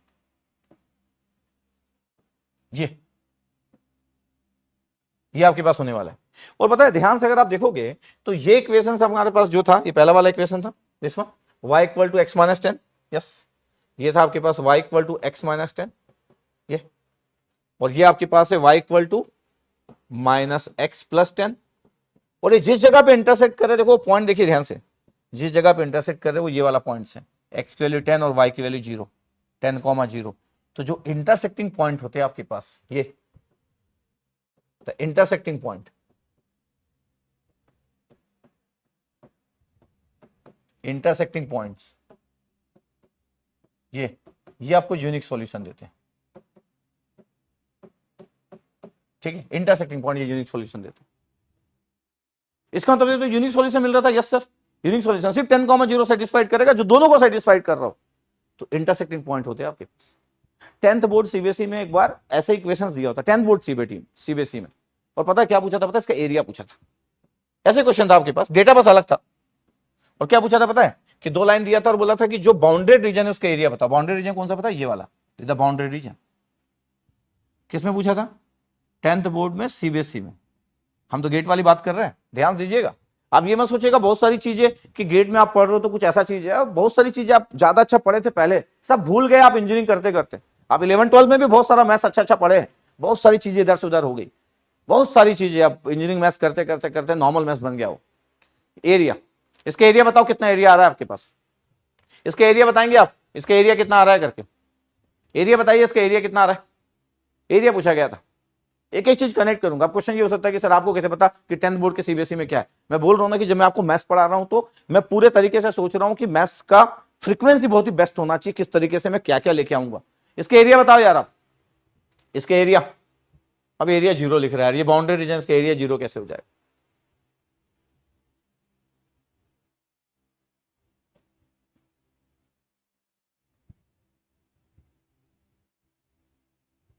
इतना लिख रहा है आपके पास। तो मैं बोल रहा हूं कि देखो आपके पास ये कितना पॉइंट्स है, ये आपके पास, ये तो 0,0 है, यस सर, ये 0,0 है। ये कितना आपके पास, ये वाला पॉइंट कितना है? ये डिस्टेंस कितना हो गया सर? एक्स की वैल्यू सर 0 है सर, वाई की वैल्यू 10 है। ये कितना हो गया सर? ये एक्स की वैल्यू 0 है सर, वाई की वैल्यू -10 है। ये कितना आपके पास डिस्टेंस है सर? ये डिस्टेंस 20 है सर। एक ट्रायंगल है जिसका डिस्टेंस आपके पास ये 20, ये बेस मान लो आपके पास। और ये कितना दिख रहा है आपके पास? ये सर, ये आपके पास हाइट मान लो सर, की हाइट की वैल्यू जो है वो 10 है सर। कितना होता है एरिया? अच्छा, एरिया की बात अगर की जाए तो sir 1/2 base into height sir. इसका मतलब है 1/2 बेस की वैल्यू कितनी होगी आपके पास? अगर ये ट्रायंगल है तो बेस की वैल्यू 20 और हाइट की वैल्यू 10 है, तो 200 डिवाइड बाई 2 आपके पास, तो ये 100 आपके पास आ गया द एरिया। सर हमसे क्यों पूछेगा? अरे हमसे कुछ भी पूछ सकता है, सब दिखाता हूं मैं आपको। हमको कई बार पता नहीं होता, सब पूछ सकता है हमसे। तो इसका एरिया 100 आ गया। एक्स्ट्रा बातें की है, ये भी एक्स्ट्रा बातें। कौन सी? कि जो 2 इंटरसेक्टिंग लाइन है, यहाँ पे क्या पूछ सकता? तो यहाँ पे पूछने की पॉसिबिलिटी है। मेरा ये बोलना है कि जब यूनिक सॉल्यूशन होगा तो पूछने की पॉसिबिलिटी बढ़ जाती है। जब यूनिक सॉल्यूशन होता है तो पूछने की पॉसिबिलिटी बढ़ जाती है। और भी बहुत सारी बातें आएगी। हमारी स्टोरी तो हम यहां से थे, ये सर क्वेश्चन तो यहां से स्टार्ट हुआ था कि सर ये बाकी 3 क्यों नहीं हुआ, ये क्यों हुआ करके, और क्यों AD-BC, वहीं पे पहुंचेंगे धीरे धीरे। और सेम टाइम पे हम ये भी बात करने वाले हैं कि कोई हमसे क्या एक्सपेक्ट कर रहा है। ये देखो आपके पास 100 आ गया, आपके पास एरिया 100 आ गया। आपको कॉपी में नोट करना है मेरे पूरे पॉइंट्स को। मैं बोल रहा हूं ना कि आपको लगेगा कि हमारे मैथ्स से ज्यादा और कोई भी मैथ्स का अच्छा कंसेप्ट गेट इंडस्ट्री में पढ़ाता है, उसके नोट्स हमसे ज्यादा अच्छे हैं, कोई भी एनीवन, तो आप मत अटेंड करना। आप मत अटेंड करना ना। क्यों अटेंड करोगे? जबरदस्ती थोड़ी अटेंड करोगे। ओके, ठीक है, ध्यान से देखिएगा। तो मैं बोल रहा हूं देखो ये आपके पास 100 एरिया की बात करिए। अब मैं देखो एग्जांपल नंबर 2 लिया था, और आप देखोगे ध्यान से कि एग्जांपल नंबर 2 में क्या था। बोले सर 2 इक्वेशन थी सर, 2 वेरिएबल थे और ये लीनियर इक्वेशन था, साइमल्टेनियस इक्वेशन थी, 2 साइमल्टेनियस इक्वेशन। ओके, अब 2 साइमल्टेनियस इक्वेशन थी और यहां तक पहुंच गए हम लोग। तो अब अगर मैं बोलूं, रुक जाओ यार, ये देखो, अब मैं बोल रहा हूं ठीक है, एग्जांपल नंबर 3 ले लेता हूं। अब एग्जांपल नंबर 3 में मैं क्या करने वाला हूं, मैं बोल रहा हूं यार देखो x minus y equal to 10 है। बिल्कुल सर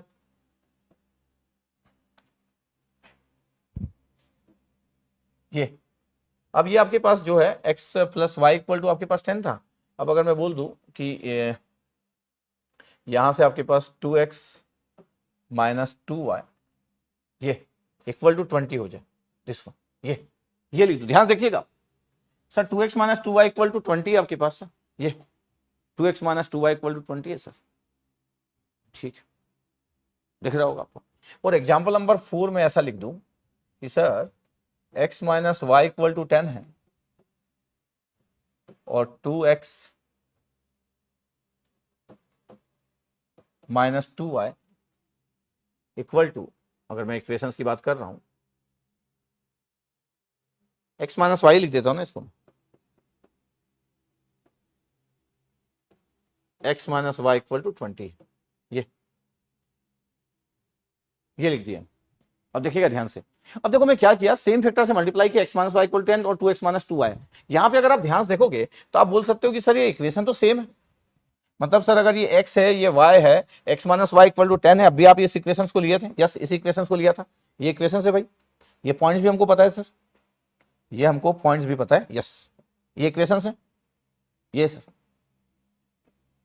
ये x minus y equal to 10 है, ओके सर। सेकंड इक्वेशन को ध्यान से देखिए सर, 2x माइनस 2y है, अगर 2x माइनस 2y को अगर ड्रॉ किया जाए और x के पॉइंट पुट किए जाए और y के पॉइंट देखा जाए तो सर पॉइंट सेम होंगे।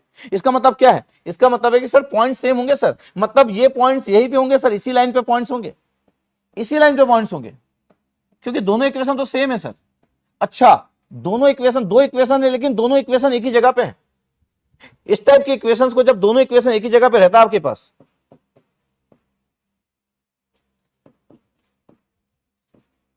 इसको बोलते हैं आपके पास कॉन्सिडेंस कर रहा है, आपके पास एक ही लाइन पे है, आपके पास कॉन्सिडेंस कर रहा है आपके पास, एक ही लाइन पे है, एक ही लाइन पे है।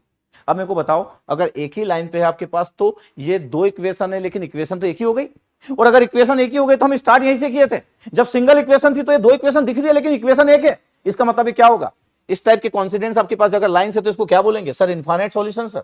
एक्स और वाई की तो सर लाखों वैल्यू सेटिस्फाइड कर जाएगी क्योंकि एक ही लाइन पे है सर, इसमें इंटरसेक्टिंग की तो बात ही नहीं है, ये तो हर पॉइंट सेटिस्फाइड करेगा, क्योंकि एक जो सिंगल लाइन होती है, single line two variable linear equation the infinite solution, okay तो ये इनफाइनाइट सॉल्यूशन हो गया, सही है, ये इनफाइनाइट सॉल्यूशन हो गया, नहीं हुआ, हो गया सर इनफाइनाइट सॉल्यूशन हो गया।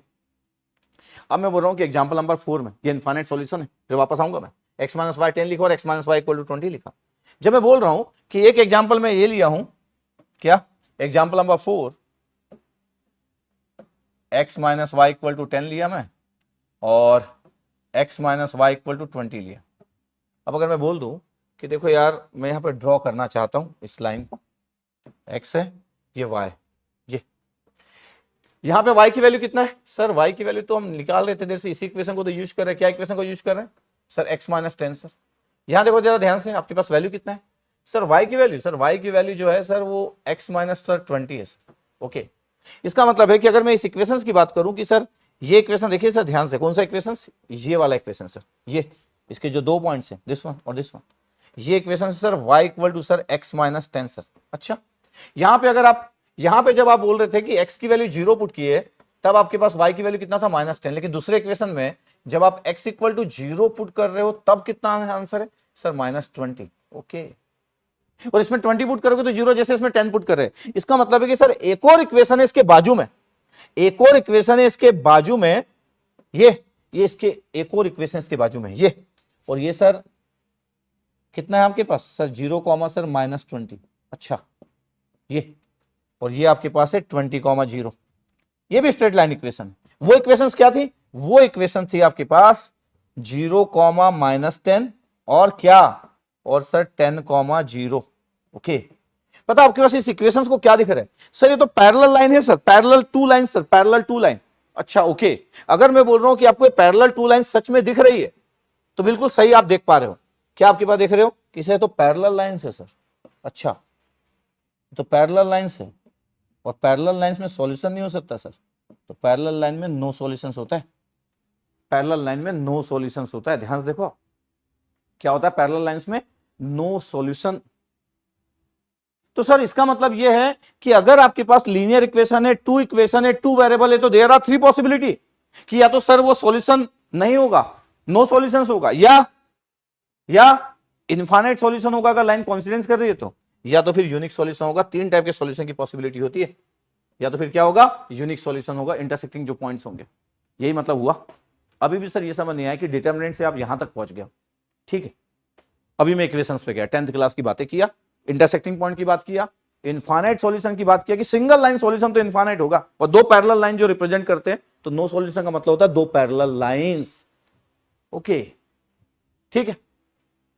अब इन सबको अगर ध्यान से देखा जाए कि एक्चुअली स्टोरी क्या है, ध्यान से देखा जाए कि क्या क्या हुआ, अच्छा स्टोरी ध्यान से देखा जाए कि क्या क्या हुआ, तो वो कुछ इंटरेस्टिंग पॉइंट हमको मिल सकते हैं। क्या क्या इंटरेस्टिंग पॉइंट मिल सकते हैं कि सर पहला जो आप एग्जांपल नंबर 2 लिए थे ना, एग्जांपल नंबर जब 2 लिए थे तो आप क्या लिए थे पता है, x minus y equal to 10 लिए थे, और अगला equation sir x plus y equal to 10 लिए थे, बिल्कुल यस। फिर सर एग्जांपल नंबर 3 में आप क्या किए, x minus y equal to 10 लिखे, और फिर 2x minus 2y equal to 20 कर दिए। ओके, फिर एग्जांपल नंबर 4 में क्या लिया यार, मैं लिया x minus y equal to 10, ये किया था आपके पास, और नेक्स्ट आपके पास लिखा x minus y equal to 20। ऐसा करके तीन आपके पास इक्वेशंस, तीन इक्वेशंस जी। पता है इस इक्वेशंस को अगर मैं, इसके वेरिएबल को अगर मैं मैट्रिक्स फॉर्म में अगर डाल दूं ना, तो ये होगा 1 माइनस 1, ये 1 1 होगा, दिस वन, ये आपके पास होगा 1 माइनस 1 2 और माइनस 2, और ये होगा आपके पास मतलब डिटरमिनेंट के फॉर्म में 1 माइनस 1 1 और माइनस 1। ये मतलब पहले वाले को अगर ध्यान से देखा जाए तो इसका डिटरमिनेंट कितना आ रहा पता है, 1 और 1, और कितना आ रहा आपके पास पता है, ये कितना आ रहा पता है आपके पास, ये 1 हुआ और ये प्लस 1 2 हुआ आपके पास। ये कितना आ रहा है, माइनस 2 और प्लस 2 सर 0, और ये कितना आ रहा है 0। अच्छा हाँ, देखो जरा ध्यान से, इसका मतलब है सर कि जो डिटरमिनेंट के जो 4 डिजिट थे जिनको रखा गया था, वो कोफिशिएंट थे लीनियर इक्वेशंस के, हाँ कोफिशिएंट थे वो, ये है आपके पास A B C D A B C D A B C D. इसका मतलब ये हुआ कि अगर linear equation two variable two simultaneous equations, अगर सर उसका डिटरमिनेंट 0 नहीं होता है तो यूनिक सॉल्यूशन होता है, हाँ वो यूनिक सॉल्यूशन होता है अगर उसका डिटरमिनेंट 0 ना हो तो। और सर डिटरमिनेंट अगर 0 हो जाए तो, डिटरमिनेंट 0 अगर हो जाए ना तो फिर दो पॉसिबिलिटी होती है, या तो नो सॉल्यूशंस की या तो इनफाइनाइट सॉल्यूशंस की, ये।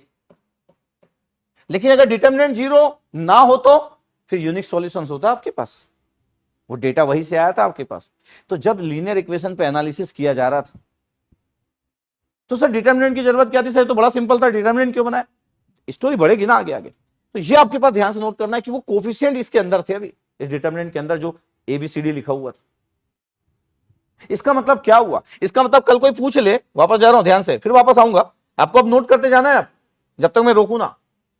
तो सर एक्चुअली डिटरमिनेंट क्या चीज है, एक्चुअली डिटरमिनेंट डिटरमाइन करता है क्या, डिटरमिनेंट क्या करता है पता है, डिटरमाइन करता है क्या, nature of solution of linear equation. Determined actually क्या करता है, डिटरमाइंड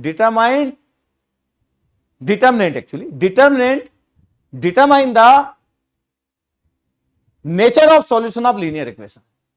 इसलिए इसका नाम डिटरमिनेंट पड़ा, क्योंकि डिटरमाइन करता है, क्या डिटरमाइन करता है, nature of solution of linear equation. वहां से इसकी स्टोरी आई, इसलिए ये सही है क्योंकि यही कोफिशिएंट आपको चाहिए थे। अभी आ रहा हूं मैं, यही 4 नंबर जो होते हैं आपके पास डिस्क्राइब करते, बाकी के नहीं। ये मल्टीप्लिकेशन पहले, या ये मल्टीप्लिकेशन पहले, या ये मल्टीप्लिकेशन पहले, नो नो नो। तो डिटरमिनेंट आप लिखे सब लोग, क्या लिखे आप, क्या लिखे डिटरमिनेंट के बारे में, डिटरमिनेंट के बारे में क्या लिखे कि determinant determine the nature of solution of linear equation. Note किया आप, इस जगह पे था मैं, ये नोट करेंगे आप, नोट करेंगे आप जो मैं बोला। तो ये ऐसी करके स्टोरी होती है। इसका मतलब है कि पूरी स्टोरी तो सर लीनियर इक्वेशन पे बेस्ड है, हाँ लीनियर इक्वेशन पे बेस्ड है, लेकिन हम लीनियर अलजेब्रा लिखते हैं और अगले ही मिनट हम मैट्रिक्स मैट्रिक्स बोलना चालू कर देते हैं। इसलिए मजेदार नहीं होता है कई बार कि सर मैट्रिक्स ही पढ़ रहे थे, लीनियर अलजेब्रा चैप्टर का नाम था। कई बार तो एक नॉर्मल स्टूडेंट को यह भी नहीं पता कि यार लीनियर अलजेब्रा चैप्टर था, लेकिन स्टार्ट ही हुआ मैट्रिक्स से, मतलब मैट्रिक्स के जाने तक की स्टोरी भी नहीं पता हमको कि हम मैट्रिक्स में क्यों पहुंचे, बट मैट्रिक्स में पहुंच गए और फिर बोल रहे कि मैट्रिक्स ऐसे लिखते। मैं तो मैट्रिक्स अभी तक यूज भी नहीं किया टर्म। तो डिटर्मिनेंट क्या डिटरमाइन करता है? Nature of solution of linear equation. Note किया आप? डिटरमिनेंट एरिया देता है आपके पास। एरिया किसका देगा? यूनिक सॉल्यूशन का, जिसका डिटरमिनेंट जीरो ना हो वो दे देगा आपके पास। देखेंगे आगे तो बहुत सारी बातें करेंगे। सबको इतना क्लियर हुआ कि नहीं? एक बार पहले बताएंगे यार, सबको इतना पहले क्लियर हुआ कि नहीं? किसी को? अच्छा पानी, हाँ पहले इतना बताएंगे सबको क्लियर हुआ कि नहीं? इतना सब नोट किया आप लोग? अरे इतना नोट किए कि नहीं? इतना आप नोट किए? इतना नोट किए कि नहीं आप?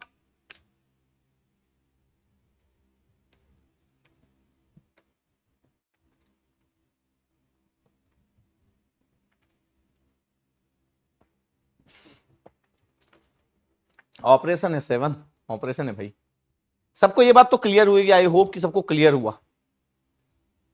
सबको इतना क्लियर हुआ होगा कि यस सर, इतना तो क्लियर हो गया कि डिटर्मिनेंट का जो टर्मोलॉजी, डिटर्मिनेंट, ये डिटर्मिनेंट कहां से है? डिटरमाइन से। डिटरमाइन से है ये टर्मोलॉजी। क्या determine? Sir nature of solution किसका? लीनियर इक्वेशन का। ओके ठीक है, यहां तक हमको समझ आया कि अच्छा इसका मतलब जब हम डिटर्मिनेंट पढ़ेंगे तो हमको पता रहेगा। डिटर्मिनेंट जब हम पढ़ेंगे तो हमको पता रहेगा। तो मैं एक बार वापस जाता हूं, और आप नोट नहीं किए होंगे तो जस्ट नोट कर लेंगे, फिर वापस आ ही रहा हूं मैं।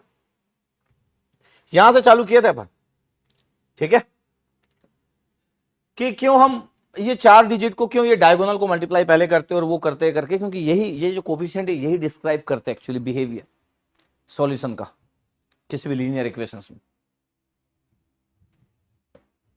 ठीक है, आराम से आपको देखना है। और मैं तो पहले भी बोल रहा हूं कि अगर आपको लगता है कि इससे अच्छा कंटेंट, इससे अच्छा सब कुछ भी चीज इससे अच्छा हो, आप किसी को भी फॉलो कर लो। वैसे मेरे को 3-4 क्लास का मौका आप दीजिए, आपको मजा आएगा।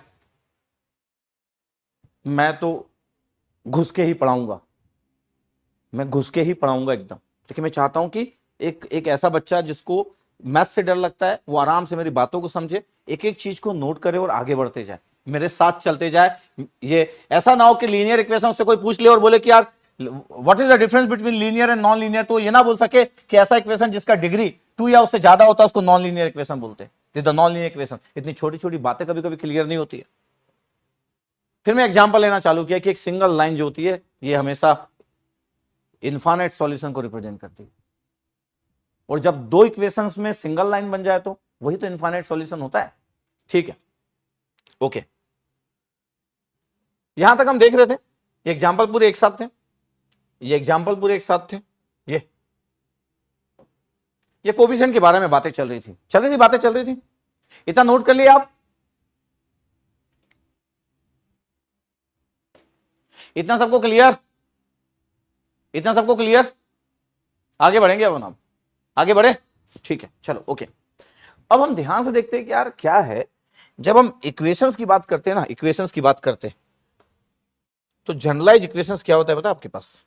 ये बोला जाता है कि यार a1x plus b1y plus c1 equal to 0, a2x plus b2y plus c2 equal to 0।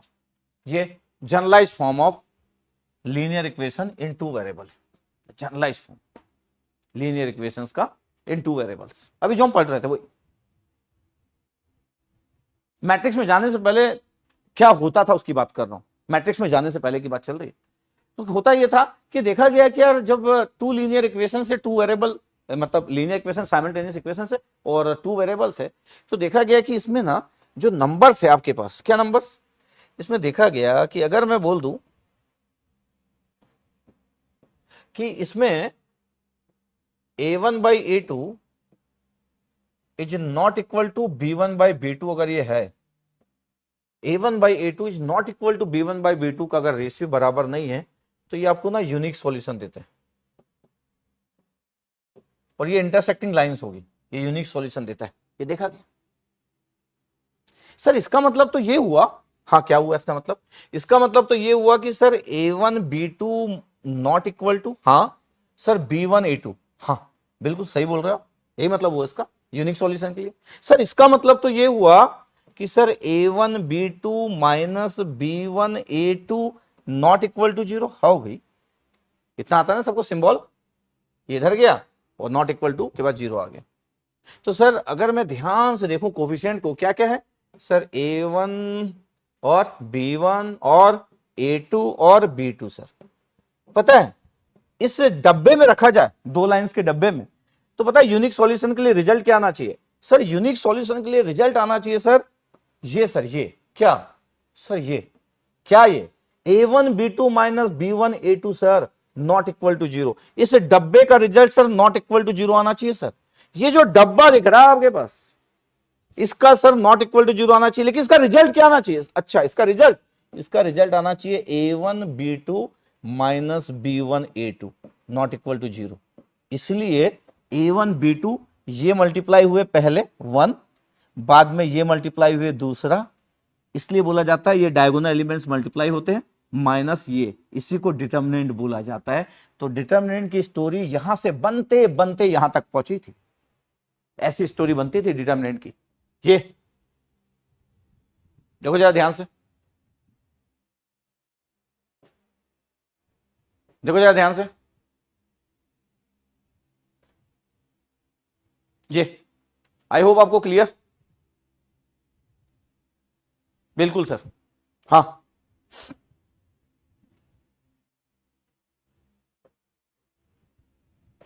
Note down,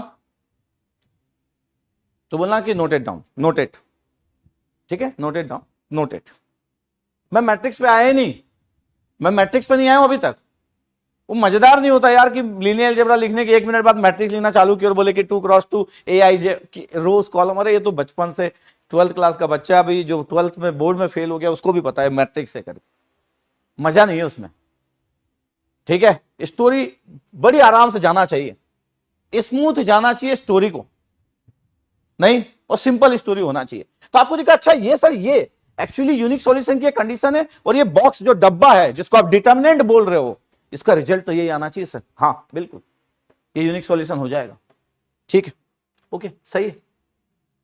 अब अगर मैं बोलूं आपको कि ध्यान से देखना इस जगह पे, क्या इस जगह पे ये देखना कि अगर ये number A1 by A2 equal to हो जाता तो B1 बाई B2 के, हाँ अगर ये इक्वल टू हो जाता तो यूनिक सॉल्यूशन तो मिलेगा नहीं। जब यूनिक सॉल्यूशन नहीं मिलेगा तो दो पॉसिबिलिटी बनती है, क्या पता है? दो पॉसिबिलिटी बनती है, ये दो पॉसिबिलिटी बनती है, नो सॉल्यूशंस की और इनफाइनाइट सॉल्यूशंस की, दो पॉसिबिलिटी बनती है। फिर ये अगर रेशियो बराबर है, तो ये रेशियो बराबर है तो दो पॉसिबिलिटी बनती है। अब क्या आपके पास पॉसिबिलिटी ये बनती है कि मैं बोल रहा हूं कि यार A1 upon A2 is equal to B1 upon B2 is equal to C1 upon C2, और अगर ये सब रेशियो सेम है, ये आपको देता है इनफाइनाइट सॉल्यूशन। अच्छा हाँ, और अगर A1 upon A2 equal to B1 upon B2 है, बट C1 अपॉन C2 नहीं है, तो पता है नो सॉल्यूशन देगा, नो सॉल्यूशन देगा। ये नो सॉल्यूशन का मतलब दो पैरेलल लाइन सॉल्यूशन नहीं है। इनफाइनाइट सॉल्यूशन का मतलब कोइंसिडेंस कर रहे, एक लाइन के ऊपर दूसरी लाइन, एक सिंगल लाइन। ये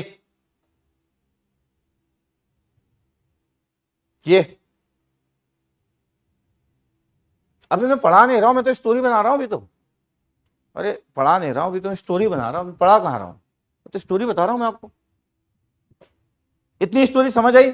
कल आप किसी को बता सकते हो linear equation in two variable with to simultaneous equation, उसके तीन सॉल्यूशन, नो, इनफाइनाइट और यूनिक सॉल्यूशन, तीनों के बारे में बातें बता सकते हो ना? अरे बता सकते हो, बोलो ना यार, यस सर बता सकते हैं, ओके ठीक है, बिल्कुल बता सकते हैं, नोट किया इतना? तो सर अब तो अगर आप बोल रहे हो कि जब आप बोल ही रहे हो कि सर इक्वेशंस क्या क्या था, sir x minus y equal to 10 था, फिर दूसरा इक्वेशन लिखे थे sir x plus y equal to 10 लिखे थे सर। ये पहला वाला आपके पास एग्जाम्पल नंबर 2 था। जैसे सर आप A1 बाई A2 बोले तो ये आ गया sir 1 by 1, okay. B1 by B2 बोले तो ये आ गया सर -1 अपॉन 1। तो जैसे आप इसको देखें कि A1 by A2 not equal to B1 by B2 है, तो आप तुरंत ही बोल दिए कि यार ये तो यूनिक सॉल्यूशन है जिसमें इंटरसेक्टिंग लाइन आ रहा था। यस, जैसे आपके पास एग्जाम्पल नंबर 3 था। एग्जाम्पल नंबर 3 में क्या था sir, x minus y equal to 10 था, कि थोड़ी देर में आप बोले कि sir 2x minus 2y equal to 20 होगा। हाँ, पता है इसमें आपके पास क्या है, a1 अपॉन a2 की वैल्यू कितना है सर, 1/2 सर। ओके, चलो b1 अपॉन b2 की वैल्यू बोलो, b1 अपॉन b2 की वैल्यू बता रहे सर, -1/-2 सर, -1/-2, मतलब finally 1/2 sir. Okay, c1 upon c2 की वैल्यू बोलो यार, c1 अपॉन c2 की वैल्यू। जब अपन c1 अपॉन c2 की वैल्यू बोलते हैं तो आपको 10/20 नहीं बोलना है। क्यों? क्योंकि आपका जो जनरलाइज फॉर्म है उसमें c1 जो होगा, यहाँ पे जो c1 होगा वो -10 होगा, क्योंकि आप इस साइड ले जाओगे, और c2 जो होगा वो -20 होगा। सर समझ नहीं आया? नहीं, समझने की कोई बात ही नहीं है यार, समझने की कोई बात ही नहीं है, क्योंकि मैं जनरलाइज फॉर्म c1 इधर लिखा हूं, देखो ध्यान से, इसलिए ये तो c1/c2 कितना हो गया सर, -10/-20 कितना हो गया, 1/2। सर इसमें तो तीनों रेशो बराबर आ रहे हैं। हाँ, मैं यही तो बोल रहा हूँ कि तीनों रेशो बराबर आ रहे हैं। a1 upon a2 equal to b1 upon b2 equal to c1 upon c2। क्या होगा सर, इनफाइनाइट सॉल्यूशन होगा। हाँ बिल्कुल, इनफाइनाइट सॉल्यूशन होगा, यही तो बात है। ये हमारा एग्जाम्पल नंबर 3 था। देखो, तो आपको मजेदार कब लगेगा, जब आपको ये पता हो कि आईआईटी वाले क्या पूछते हैं। आप हमेशा ये जानना चाहते हैं ना कि सर हम पढ़ तो रहे, वो क्या पूछते हैं। ठीक है, हाँ, ये जो मैं से पहले से पढ़ चुका है, जो कई सब्जेक्ट पढ़ चुका है, उसको पता है कि मैं स्टोरी कैसे कनेक्ट करता हूं। जो पहली बार पढ़ रहा होगा उसके लिए हो सकता है थोड़ा सा लगे कि यार मैट्रिक्स चालू नहीं किए, दूसरी कुछ इक्वेशन की बात कर रहे हैं। तो जो लोग पहली बार पढ़ेंगे उनको 2-3 घंटा तो लगेगा कि मेरी स्टोरी कैसे बनती है। ठीक है, सही है सर, आई होप आपके पास दिख गया C1 C2। अगर आप नोट भी करते जा रहे हो तो फिर तो सर एग्जाम्पल नंबर 4 भी लिख दो आप। हाँ, लिख दे रहा हूं। क्या, x minus y equal to 10 sir, बिल्कुल। फिर x minus y equal to 20। तो सर a1 अपॉन a2 कितना हुआ, a1 अपॉन a2 हो गया 1/1 यार। ठीक है, फिर सर b1/b2 कितना हो गया, b1/b2 हो गया -1 अपॉन -1, मतलब 1/1। और c1 अपॉन c2 कितना हो गया, c1 अपॉन c2, c1 हो गया -10 और c2 हो गया -20। सर ये 1/2 आ रहा है सर। अच्छा, मतलब a1/a2 is equal to b1/b2, वहां तक तो ठीक है, but not equal to c1/c2, बिल्कुल। और इसी को बोला जाता है क्या, नो सॉल्यूशन, दिस वन। ये हम बताना चाह रहे थे अभी तक। ओके, ठीक। इतनी स्टोरी सॉल्यूशन की बहुत बात की है। नॉर्मली आप सॉल्यूशन सबसे लास्ट में पढ़ते होंगे, जब भी आप इस चैप्टर को पढ़ते होंगे। मेरे को पता है कि सॉल्यूशन आप कब पढ़ते होंगे, आप लास्ट में पढ़ते होंगे। लास्ट में क्यों पढ़ते हैं वो भी बताता हूँ, ऐसा थोड़ी कि आप लास्ट में क्यों पढ़ते हैं या लास्ट में क्यों पढ़ाया जाता है, बता देता हूँ, सब कुछ बता देता हूँ मैं स्टार्ट किया, लेकिन स्टार्टिंग से स्टोरी यही है इसकी कि ऐसे ही बनना चाहिए था स्टोरी। देखा आपके पास, नहीं कल सिग्नल सिस्टम है यार, 7 बजे कल सिग्नल सिस्टम है, वेडनेसडे लूंगा ये वाली क्लासेस। इतना क्लियर है, इतना बता दीजिएगा कि पूरा नोट करें। अब मैं बोल रहा हूं ना, आप engineering mathematics bye Umesh Dhande लिखे, आपका बेहतरीन मैथ्स कन्वर्ट होगा अगर आप सोच आप बहुत अच्छा रखना चालू किए और प्रॉपर नोट किए जो मैं बोलते जा रहा हूं। अगर आप इंटरटेनमेंट के पॉइंट ऑफ व्यू से देख रहे हो, इंटरटेनमेंट से आ रहे हो, तो फिर तो ठीक है, इट्स ओके। फिर तो आप कभी भी देखिएगा, आपको लगेगा ही, लोग फिर बाद में कमेंट्स करेंगे, बताएंगे ही आपको कि कैसा है, तो आपको पता चल ही जाएगा। लेकिन आप अगर सिंसियर स्टूडेंट है तो एक एक पॉइंट्स को नोट करेंगे। क्लियर, इतना इतना क्लियर? तो फिर मैं आगे बढ़ता हूं। इतना अगर आपको क्लियर है तो बताइए एकदम यस, ओके, क्लियर। आगे बढ़ूं मैं? ठीक है। अब जब मैं बोला आपके पास कि देखो ये आपके पास था, इसको नोट करने की जरूरत है नहीं सर, ये तो आप बता दिए सर, इसको नोट करने की जरूरत है कि नहीं सर, ये तो बता ही रहते। ठीक है, नोट नहीं करेंगे अपन, तो यही तो पढ़ रहे थे यार, यही तो पढ़ रहे थे ये। अब आपके पास ये बना रहता है बहुत सारी स्टैंडर्ड बुक में कि यार a1/a2 is not equal to b1/b2, तो बोले कि इंटरसेक्टिंग लाइन होगी। ये हमको नोट करने की जरूरत ही नहीं, ऑलरेडी वी नो दैट। और एक्जैक्टली वन सॉल्यूशन होगा जिसको यूनिक बोलते हैं। तो ये टेबल बना हुआ है, लेकिन मेरे को लगता है इसको बनाने की जरूरत इसलिए नहीं, बिकॉज बहुत अच्छा अपन जानते हैं, यही पढ़ रहे हैं। और अगर सर सब बराबर हो गए तो ये एक ही लाइन में आ जाएगा, पूरे पॉइंट्स एक ही लाइन में आ जाएंगे, ये इसी लाइन में आ जाएंगे पूरे पॉइंट्स। और इसी को इनफाइनाइट सॉल्यूशन बोलते हैं आपके पास, इनफाइनाइट मेनी सॉल्यूशंस। और ये कॉन्सिडेंट आपके पास लाइन होती है, ये इंटरसेक्टिंग लाइन होती है। क्या इसको नोट करने की जरूरत है? नहीं, यही तो हम पढ़ रहे थे। यस, यही हम पढ़ रहे थे, तो इसको नोट नहीं करेंगे तो भी चलेगा। किसको? इस टेबल को। ये और फिर इसके बाद है कि C1/C2 के बराबर ना हो तो इसको पैरेलल लाइन बोलते हैं, that mean the no solution. तो हमको पता चला 3 टाइप के सॉल्यूशंस की बात होती है। ओके सर, ठीक है, इतना तो पता चल गया। ये आपके माइंड में क्वेश्चन कुछ कुछ आ भी रहे होंगे कि सर हम तो हमेशा लास्ट में पढ़ते थे, आप स्टार्ट ही इससे किए हो जहां पे हम एंड करते थे इस चैप्टर को। ये आपके पास आप बना सकते हो, कॉपी में नोट्स में रहना चाहिए क्या कि यार यही आपके पास था, यही वाली इक्वेशंस अपन लिखे। इसकी 2 पॉसिबिलिटी, आप इसको बोलते हैं consistent system of the equation has solution. इसमें सॉल्यूशन जो होता है या तो यूनिक, जो कंसिस्टेंट सिस्टम होता है उसमें सॉल्यूशन हमेशा होते हैं, या तो यूनिक सॉल्यूशन हो गया तो इनफाइनाइट सॉल्यूशन होंगे। जो इनकंसिस्टेंट होते हैं उसमें सॉल्यूशन नहीं होता है, इसका मतलब नो सॉल्यूशन। तो जब आप आगे पढ़ते जाते हो, अभी तो मैं स्टोरी बना रहा हूं यार, याद रखना मैं पढ़ा नहीं रहा हूं, अभी तो स्टोरी बना रहा हूं। तो 2 टाइप के लोग सिस्टम की बात करते हैं, कंसिस्टेंट और इनकंसिस्टेंट। कंसिस्टेंट के अंदर ही दोनों चीज आ जाती है, यूनिक सॉल्यूशन भी और इनफाइनाइट सॉल्यूशन। जिसका सॉल्यूशन होता है वो कंसिस्टेंट होते हैं, जिसके सॉल्यूशन नहीं होते वो इनकंसिस्टेंट होते हैं। इसलिए कंसिस्टेंट के साइड में यूनिक भी आ गया और इनफाइनाइट भी आ गया ये। और यहां पे एक ही चीज आया आपके पास, बाकी रेशो वही है, कोफिशिएंट का रेशो, इसको नोट कर सकते हो आप।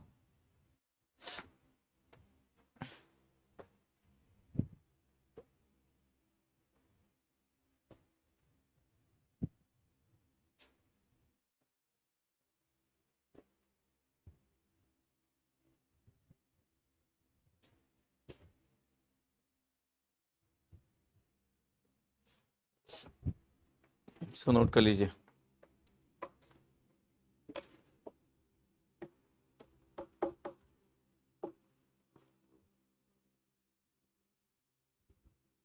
मैं दिख रहा हूं कि नहीं दिख रहा हूं? अच्छा, उस स्क्रीन में नहीं दिख रहा हूं ना, समझ गए। नहीं नहीं ठीक है, मुझे लगा था कि इसको सेट किया था ना उस समय। ठीक है, हाँ नोट कर लिए तो बताइएगा।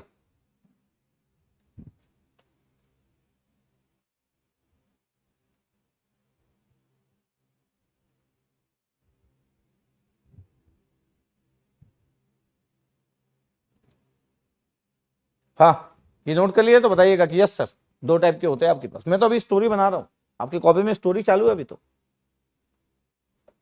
स्टोरी चालू है। कंसिस्टेंट और इनकंसिस्टेंट भी लिख लिया हम लोग, इतनी जल्दी, पहली क्लास चल रही है अभी तो, मैट्रिक्स चालू भी नहीं किया।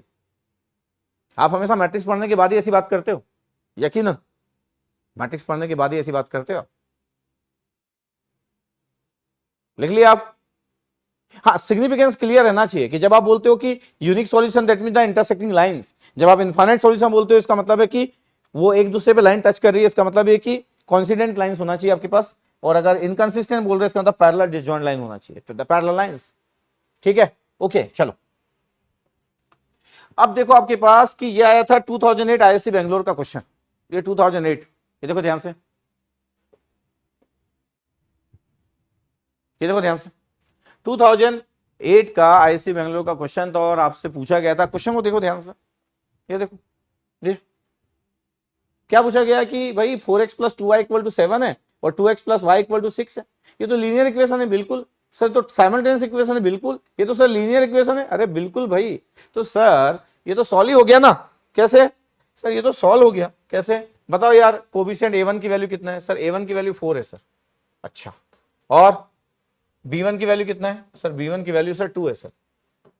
और c1 की वैल्यू कितना है सर? c1 की वैल्यू जो है वो -7 है। a2 की वैल्यू कितना है सर? a2 की वैल्यू सर 2 है सर। b2 की वैल्यू कितना है? b2 की वैल्यू सर 1 है सर। c2 की वैल्यू कितना है सर? -6 है। यार मेरे को बताओ यार, a1/a2 = b1/b2 हो रहा है क्या? यस सर, a1/a2 = b1/b2 हो रहा है सर। 4/2 और 2/1 2 होता है सर। इसका मतलब है कि सर ये तो नो सॉल्यूशन हो गया, तो इनफाइनाइट सॉल्यूशन होगा। c1/c2 कितना आ रहा है सर? c1/c2 तो सर 7/6 आ रहा है। क्या बराबर है क्या? नहीं सर। इसका मतलब क्या हुआ सर? इसका मतलब हुआ कि सर कोई सॉल्यूशन एग्जिस्ट ही नहीं करेगा सर, बिकॉज a1/a2 = b1/b2 तो है, लेकिन सर c1/c2 नहीं है।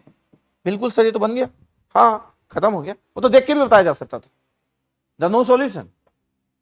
तो सर ये तो सर 2 वेरिएबल इक्वेशन है सर, ये गेट में 2 वेरिएबल इक्वेशन आता है क्या? हाँ मतलब मैं पढ़ा रहा हूँ, बस सुनते जाइए, क्यों नहीं आएगा। ये 10th क्लास का क्वेश्चन है, 10th क्लास का क्वेश्चन है, 10th बोर्ड का। मतलब ऐसे क्वेश्चन 10th बोर्ड में आते थे आपको जब आप बहुत छोटे थे। ये आईएससी बेंगलोर 2008 का क्वेश्चन दिखाया मैं, ठीक है। ये देखो जरा ध्यान से। अब देखो यार, किसी किसी को कुछ बोलना है, इसको लिखा है सर आप पढ़ा रहे हो सही सर, बट कंट्रोल नेटवर्क जैसा मजा नहीं आ रहा, गेट एस्पिरेंट। ओह देखो यार क्या है, मैं तो पहले ही बोला हूं, मेरे को ना एकदम ही क्लियर रहती चीजें, एकदम ही क्लियर। मैं बहुत कॉम्पिटेटिव पर्सन, बहुत बहुत ध्यान से लोगों को देखता हूँ कि जब मैं कोई सब्जेक्ट पढ़ा रहा हूँ तो मैं फिर बहुत केयर करता हूँ इस बात का, मैं क्या बोल रहा हूँ, कौन सी चीज़ कनेक्ट कर रहा हूँ, कौन क्या बोलता है, टेक्स्ट बुक में क्या लिखा हुआ है, तो अच्छा से अंडरस्टैंड करता हूँ, एकदम अच्छा अंडरस्टैंड करता हूँ, ठीक है। मैं तो पहले ही बोल रहा हूँ कि 3-4 क्लास तक आप देखो और आपको लग रहा है किसी दूसरे का अच्छा है तो आप दूसरे का बिल्कुल देख सकते हो, ठीक है। मैथ्स का स्टाइल मेरा एकदम अलग होगा, नेटवर्क का स्टाइल अलग होता है, कंट्रोल का अलग होता है, एनालॉग का अलग होता है, ठीक है। ये देखो आपके पास हुआ नो सॉल्यूशन, दिखा सबको, दिखा अभी? अरे आंसर देते जाना है भाई, आंसर देते जाना है आपको। नो सॉल्यूशन हुआ अभी?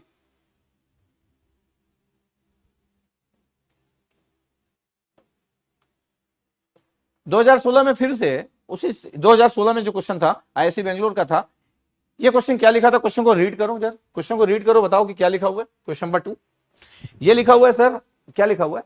ये लिखा हुआ है कि एक स्ट्रेट लाइन है जिसका फॉर्म mx प्लस सी है जो पास हो रहा है ओरिजिन से, बिल्कुल सर। और सर x, y पे 2,6 से the value of the m is, ये तो बड़ा सिंपल क्वेश्चन हो गया। हाँ, m की वैल्यू बताना था, न्यूमेरिकल आंसर टाइप था, m की वैल्यू बताना था, न्यूमेरिकल आंसर टाइप था। बता दो भाई, अरे बता दो फटाफट।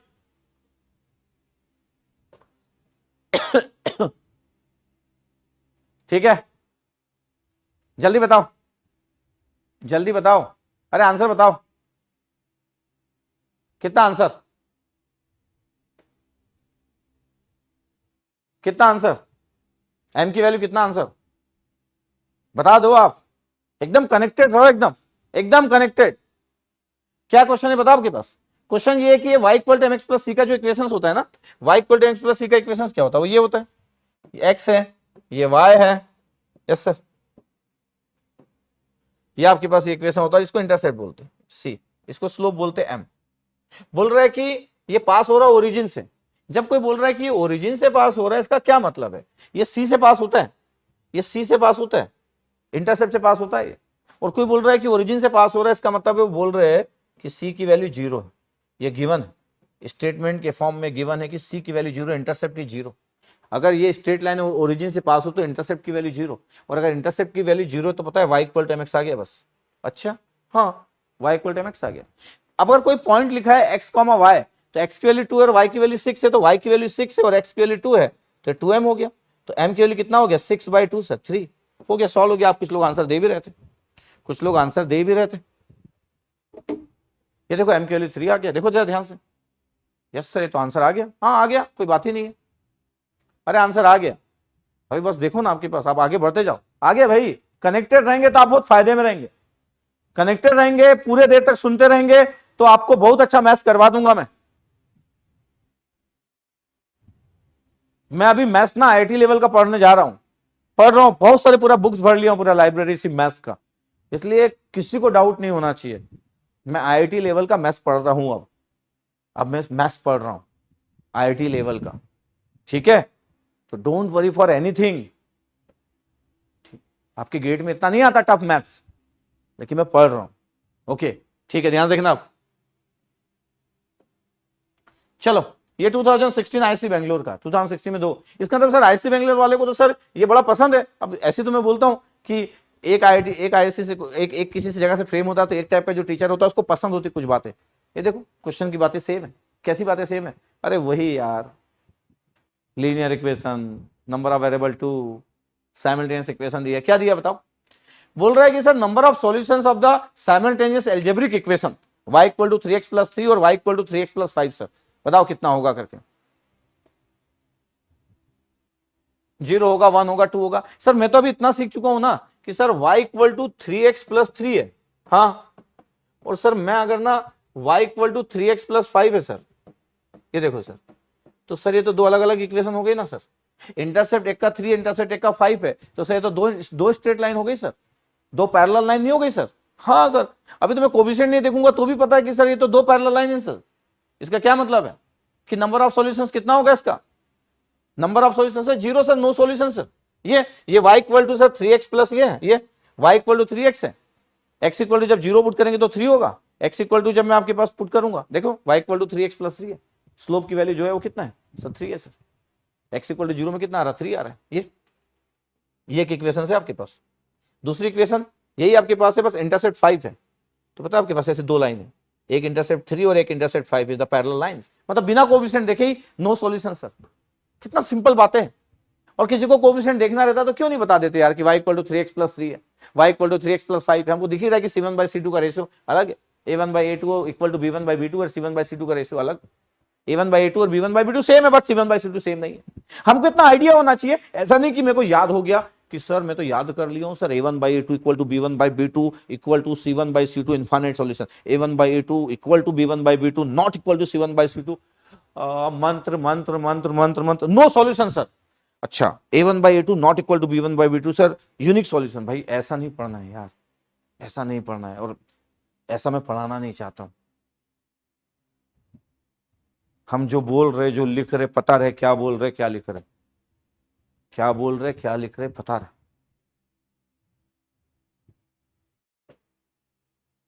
नहीं सबको क्लियर, तो no solution that means zero solutions. चलो अच्छी बात है कि आपको बात पता है। ओके अब देखो ध्यान से क्या है कि सर अब तो सर ये कोई भी क्वेश्चन आ जाए, हाँ कभी भी आ जाए, 10th बोर्ड वाला भी अच्छा स्टूडेंट बना ही लेता है, बट गेट में भी आया है तो बता दिया, स्टोरी यही से स्टार्ट होना चाहिए। आपको पता है कि 9th में और 9th में क्या पढ़ाया जाता है, एक ही इक्वेशन पढ़ाते हैं, फिर 10th में लीनियर इक्वेशन के दो इक्वेशन रहते हैं और दो ही वेरिएबल रहते हैं। पता है आपको 10th में ना 3 वेरिएबल नहीं रहते, 3 वेरिएबल 10th में नहीं रहते, 2 वेरिएबल तक की चीजें रहती है, देखते जाइएगा बस। अब स्टोरी आगे बढ़ा रहे, अपना आज का स्टोरी खत्म नहीं हुआ, स्टोरी अपना आगे बढ़ा रहे। ठीक है भाई, मेरे को बताओ कि मेरे को इसका सॉल्यूशन निकालना है। अब देखिएगा एग्जाम्पल 1 लिखना, अब एग्जाम्पल 1 अब आप आपकी कॉपी में नोट कर रहे हैं, आपकी कॉपी में नोट कर रहे हैं। आपको अच्छा लग रहा है तो दिल वगैरह बनाते रहिएगा, यूट्यूब का थोड़ा सा माहौल बना रहता है, मजा आता है आपके पास। आप क्रिकेट मैच देख रहे स्टेडियम में और चिल्ला नहीं रहे तो फिर स्टेडियम जाने का क्या मजा। घर में बैठ के थोड़ी कोई व्यक्ति इतना चिल्लाता है, समझ रहे मैं क्या बोल रहा हूँ। जब आप स्टेडियम में क्रिकेट मैच देखते हो तो फिर आप घर के समान नहीं देख सकते ना कि सर मैच तो हो रहा है, जो हो रहा है सर अच्छा लग रहा है सर, 6 पड़ा है सर, 6 पड़ा है सर, वेरी गुड, ऐसा थोड़ी होता है। स्टेडियम में तो फिर वो एनर्जी होती है, घर के अंदर थोड़ी चिल्लाते हो आप। तो ये लाइव क्लासेस है, यूट्यूब में लाइव क्लासेस है, तो माहौल इज इंपॉर्टेंट, पूरा दिल बनना चाहिए। अगर आपको मजा आ रहा है तो, आपको मजा आ रहा है तो दिल बनना चाहिए, अगर आपको सच में मजा आ रहा है तो एकदम ठीक है। ये मैं बोल रहा हूं मेरे को सॉल्व करना है यार, पूरा भर दो ना यार, पूरा भर दो, रेड रेड रेड रेड दिखना चाहिए, मेरे को भी तो अच्छा लगेगा। मेरे को डाउट थोड़ी अपने मैथ्स को लेके, वो डाउट किसी को हो सकता है, दूसरे को हो सकता है कि मैथ्स कैसे पढ़ा लेंगे। मैथ्स क्या, मैं कुछ भी पढ़ा सकता हूँ, कुछ दूसरे लोगों को डाउट हो सकता है, मेरे को डाउट नहीं है अपने पे, मेरे को अपने पे डाउट वाउट नहीं है। ओके हाँ, तो पूरा दिल दिल दिल दिल दिल रहना चाहिए। अब देखो आमिर अली भी, Aamir Ali love you dear. हाँ अब मैं बोल रहा हूं कि देखो जब हम 11-12 में थोड़े बड़े बच्चे होते हैं तो यहाँ पे स्टोरी आती है। अब देखो बड़े बच्चे की स्टोरी चालू हुई, वो गेट में आता है लेकिन छोटे बच्चे की स्टोरी भी आता है, बड़े बच्चे बने। अब हम सर थोड़ा 11-12 में गए सर, मैथ्स फिजिक्स केमिस्ट्री के साथ वास्ता, वो पता है क्या है अगेन सर लीनियर इक्वेशन। क्यों, जितने भी वेरिएबल उनका डिग्री 1 से ज्यादा नहीं है, नॉन लीनियर बना दोगे तो सॉल्व नहीं कर पाएंगे भाई आप, तो लीनियर इक्वेशन है सर। ठीक है चलो, तो बात ये हो रही कि सर ये लीनियर इक्वेशन है। हाँ तो पहला पॉइंट तो हुआ कि सर ये लीनियर इक्वेशन है, बिल्कुल ठीक है। दूसरा पॉइंट सर 3 वेरिएबल है, 3 वेरिएबल्स। क्या क्या वेरिएबल दिख रहे हैं आपको, एक्स वाई जेड, बिल्कुल। थर्ड आपके पास 3 साइमल्टेनियस इक्वेशंस, 3 साइमल्टेनियस इक्वेशन, तो 3 साइमल्टेनियस इक्वेशन है आपके पास ये, और मेरे को सॉल्व करना है कि भाई एक्स वाई जेड के लिए। यस ध्यान से सुनते जाइएगा, बिल्कुल क्लियर है कि सर लीनियर इक्वेशन है, 3 वेरिएबल्स है और साइमल्टेनियस इक्वेशन। और हम बच्चे जो बड़ा होता है तो 11-12 में जब जाता है तो 3 वेरिएबल के साथ सामना होता है उसका, 3 वेरिएबल्स आ गए। ठीक है, 3 वेरिएबल्स आ गए। अब इसको सॉल्व करना, ऐसा नहीं कि सॉल्व नहीं कर सकते, सॉल्व तो कर ही डाल सकते। एग्जाम्पल नोट कर लीजिए, सॉल्व कर ही डालेंगे अपन। ये आपके पास 3 इक्वेशन है। मैं ध्यान से अगर इसको देखूं कि सर मेरे को इसको सॉल्व करने का मन कर रहा है, हाँ तो सर सॉल्व तो कर ही डालते हैं अपन। कैसे सर, 1 माइनस 3 कर लेते हैं ना सर, एक्स वाई इसमें भी है, इसमें भी जेड है, ये माइनस जेड हो जाएगा। अगर मैं लिखूं कि सर ये क्या है, x plus y minus z equal to 0 है, 1 फर्स्ट और थर्ड को अगर मैं हैंडल कर लूं तो सर मैं 1 माइनस 3 कर देता हूं ना सर। हाँ तो सर 1 माइनस 3 किया, इक्वेशन 1 माइनस इक्वेशन 3 कर दिया, तो क्या हुआ सर, एक्स और वाई कैंसिल आउट, 2 जेड हो गया सर। तो 2 जेड इक्वल टू कितना आ गया सर, 24। तो जेड की वैल्यू 12 आ रहा है। ठीक है सर, जेड की वैल्यू 12 आ गई, सही है, जेड की वैल्यू 12 है। ओके, अब जेड की वैल्यू अगर 12 है तो सर 12 पुट कर देते ऊपर वाले में। अच्छा हाँ, एक्स प्लस वाई, जेड की वैल्यू 12 पुट कर देते, ये 24 था, तो सर ये इक्वेशन चेंज हो गया x plus y equal to 12 में सर, बिल्कुल सही है। दूसरे में भी सर पुट कर देते sir z equal to 12, 5x plus 3y, और z की वैल्यू 12 है, और ये कितना है 56। ये इक्वेशन भी चेंज हो गया किस में, 5x प्लस 3y, और मैं अगर बोल दूं कि क्या हुआ, 56 में से 12 गया तो 44, हाँ 1 1 1 44, ये 44 आ गया sir, x plus y 12। Sir 3 का मल्टीप्लाई कर देता हूं मैं ऊपर वाले में, 3 का मल्टीप्लाई कर देता हूं तो ये आ गया आपके पास, यहीं पे लिखूं मैं, इतना सिंपल कैलकुलेशन यहीं पे लिख देता हूं सर, 3x प्लस 3y, हाँ 36 सर, ठीक है सही है। और ये कितना है, 5x plus 3y equal to 44 है सर। माइनस कर देता हूं तो ये गया माइनस 2x इक्वल टू कितना आ रहा है 44, 36 कितना 4 माइनस 8, x की वैल्यू आ रहा है 4, ये भी आ गया x की वैल्यू 4।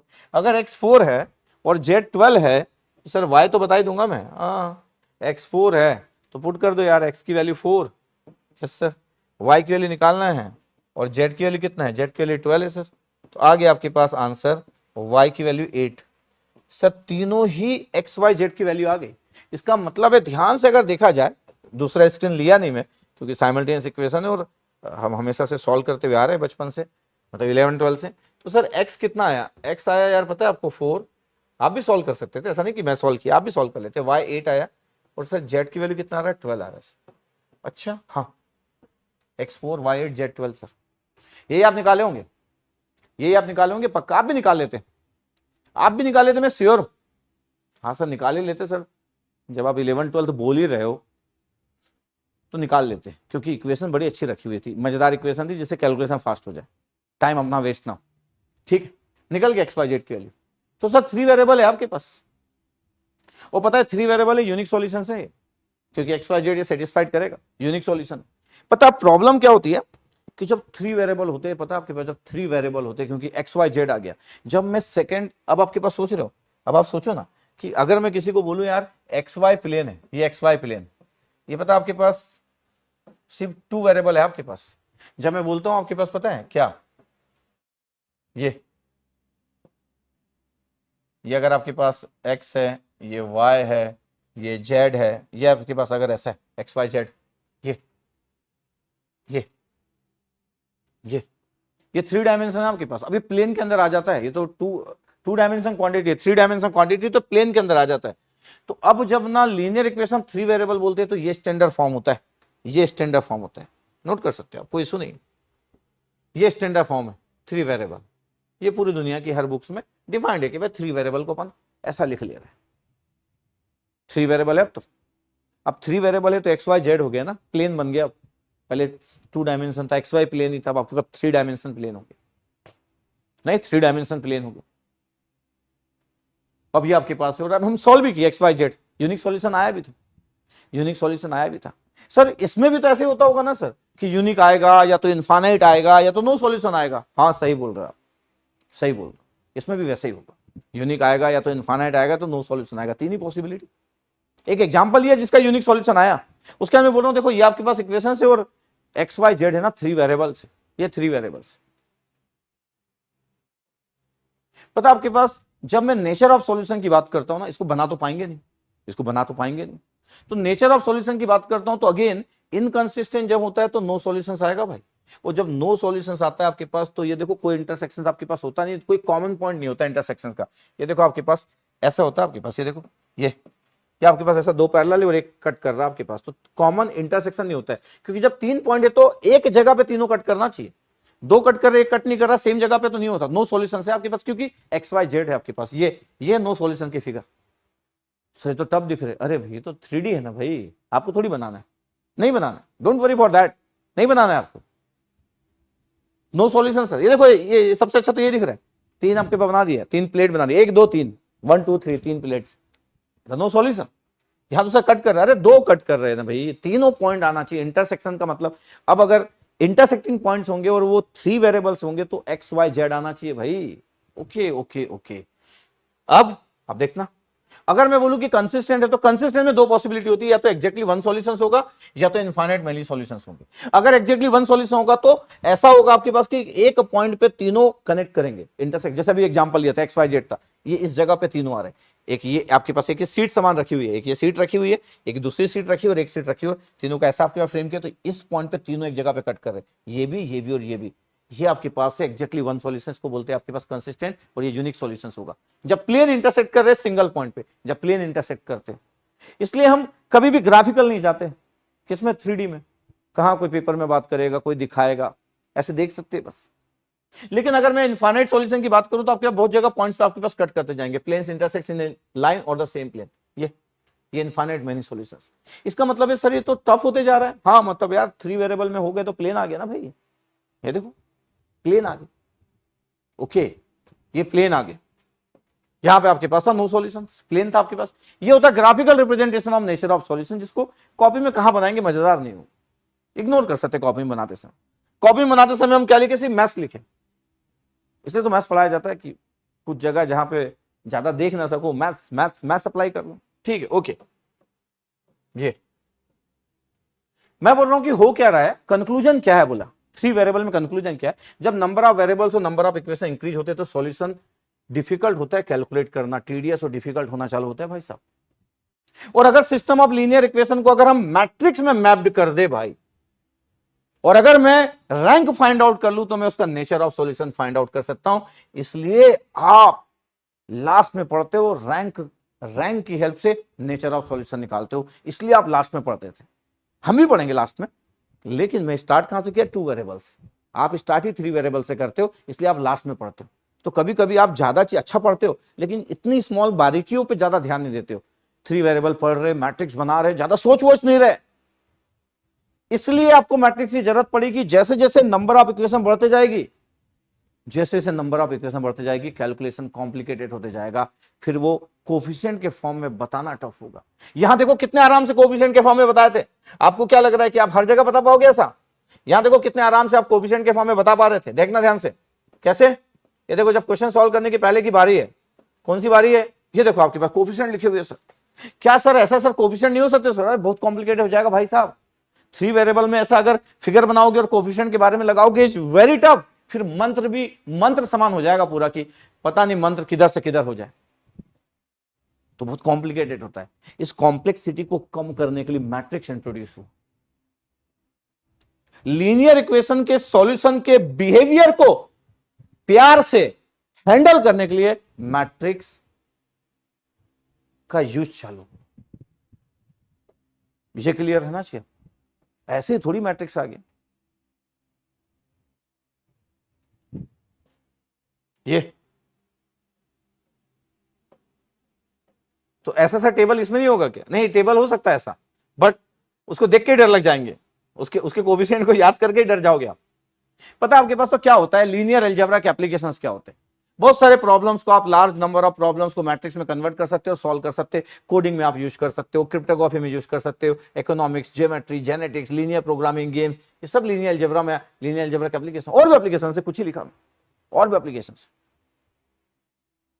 तो हम जब कॉम्प्लिकेटेड होता है, और अगर हम अपनी डेफिनेशन के बारे में बात करें तो हमारा जो सिलेबस है वो 3 वेरिएबल्स है। वैसे तो आईआईटी के सिलेबस में भी 3 वेरिएबल्स वाली बात करते हैं। हाँ, मैट्रिक्स बात करते समय 4x4 भी मैट्रिक्स यूज हो जाता है, लेकिन जब कंसेप्ट की बात करते तो 3 वेरिएबल से ज्यादा कोई नहीं पढ़ता है, चाहे वो आईआईटी का भी एग्जाम क्यों ना हो,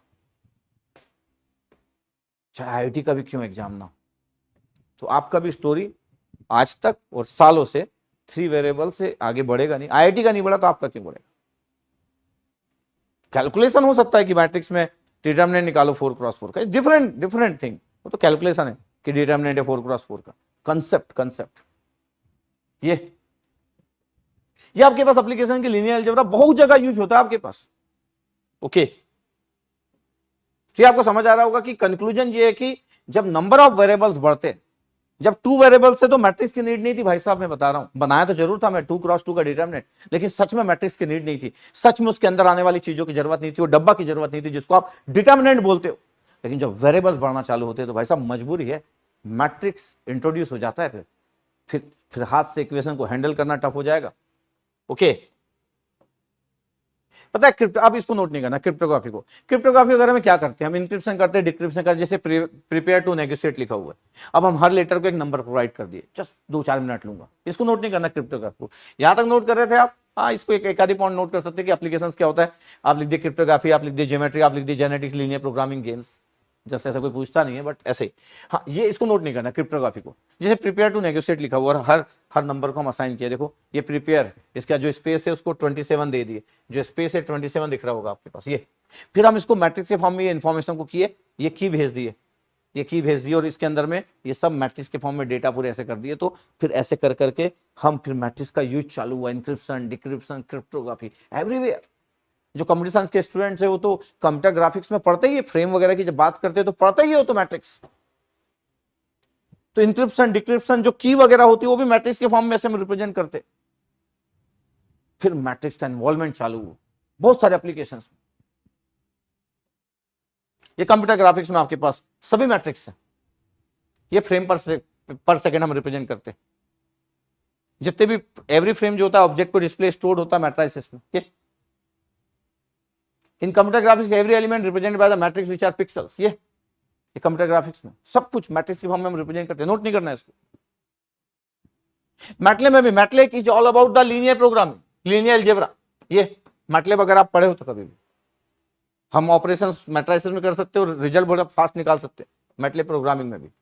अब मैं क्या बोल रहा हूं कि वो तो नोट नहीं करना था। अब देखो ये है सिस्टम ऑफ लीनियर इक्वेशन, जब इसको मैट्रिक्स मैपिंग करते तो ऐसा लिखते हैं और इसके बाद ये एग्यूमेंटेड मैट्रिक्स लिखते। पढ़ा नहीं रहा हूं मैं, बता रहा हूं बस, और फिर इसका रैंक निकालते हैं। सर रैंक क्या होता है, पढ़ा ही नहीं रहा हूं यार, रैंक कहां आ गया, अभी रैंक कहां पहुंच जाऊंगा, मैट्रिक्स स्टार्ट नहीं किया हूं, बता रहा हूं, नोट कर सकते हो इतना बस कि रैंक की हेल्प से हम नेचर ऑफ सॉल्यूशन निकालते हैं। इसका मतलब है कि हम मैट्रिक्स का इंट्रोड्यूस हम इसलिए किए लीनियर अलजेब्रा में कि जो कॉम्प्लिकेटेड इक्वेशन थी उसको मैट्रिक्स फॉर्म में लाए और वहां से वैरायटी ऑफ थॉट क्रिएट किए और फिर सॉल्यूशन के बिहेवियर की बात किए। इसलिए मैट्रिक्स इन्वॉल्व हुआ लीनियर अलजेब्रा में, क्योंकि लीनियर इक्वेशन के सॉल्यूशन की जरूरत थी अपने को। सर मैट्रिक्स नहीं होता तो, अरे मैट्रिक्स नहीं होता तो हम कैसे निकालते भाई, बहुत टफ हो जाता, the very tedious and complicated. ये इसका मतलब सर अगला इसके बाद क्या पढ़ाओगे, इसके बाद मैं लिखूंगा मैट्रिक्स। अगली क्लास में जब लिखूंगा तो मैट्रिक्स से स्टार्ट करूंगा, अब मैट्रिक्स चालू होगा। अब तो मैट्रिक्स तक पहुंचने की ये स्टोरी है। अब मैट्रिक्स एलिमेंट्स, रोज, कॉलम सब बात करूंगा मैं, अब मैट्रिक्स लिखूंगा अगले लेक्चर में।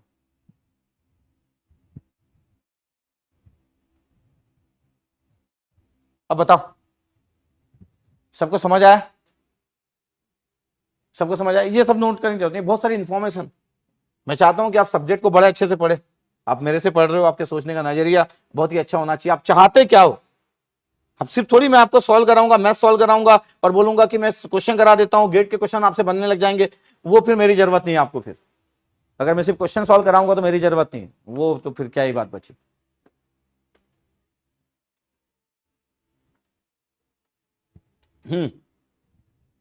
ये हुआ आपके पास, ये पहला लेक्चर था। किसी को डाउट, सबको ये स्टोरी क्लियर हुई कि नहीं कि हम मैट्रिक्स क्यों पढ़ने जा रहे हैं? सबको डिटरमिनेंट की स्टोरी चालू हुई, जो बॉक्स था 2 लाइन का, 2 पैरेलल लाइन के बीच में 4 नंबर रखे थे, और मैट्रिक्स क्यों चाहिए हमको? लीनियर अलजेब्रा हम बोलते हैं लेकिन पढ़ते मैट्रिक्स क्यों है? आई थिंक क्लियर हुआ आपको। अब दिल से बताना यार, आपको अच्छा लगा नहीं लगा? मेरे को लगता नहीं कि किसी को डाउट होगा कि हम कल मैट्रिक्स क्यों पढ़ेंगे, मतलब अगली क्लास वेडनेसडे हम मैट्रिक्स क्यों पढ़ेंगे। और आपके नोट्स में वही चीज आना चाहिए जो जो मैं बोलते जा रहा हूं। अब थोड़ी कंप्यूटर ग्राफिक्स में क्या था वो बता दिया, इतना नोट कर लिया। अब ये तो हम जब हम पढ़ेंगे तब ये सब देखेंगे, रैंक क्या होता है, एग्यूमेंटेड मैट्रिक्स क्या होता है, ये सब तो बातें करेंगे ना। अब तो चैप्टर चालू होगा कल से, मतलब अगली क्लास से, वेडनेसडे को होगा नेक्स्ट क्लास।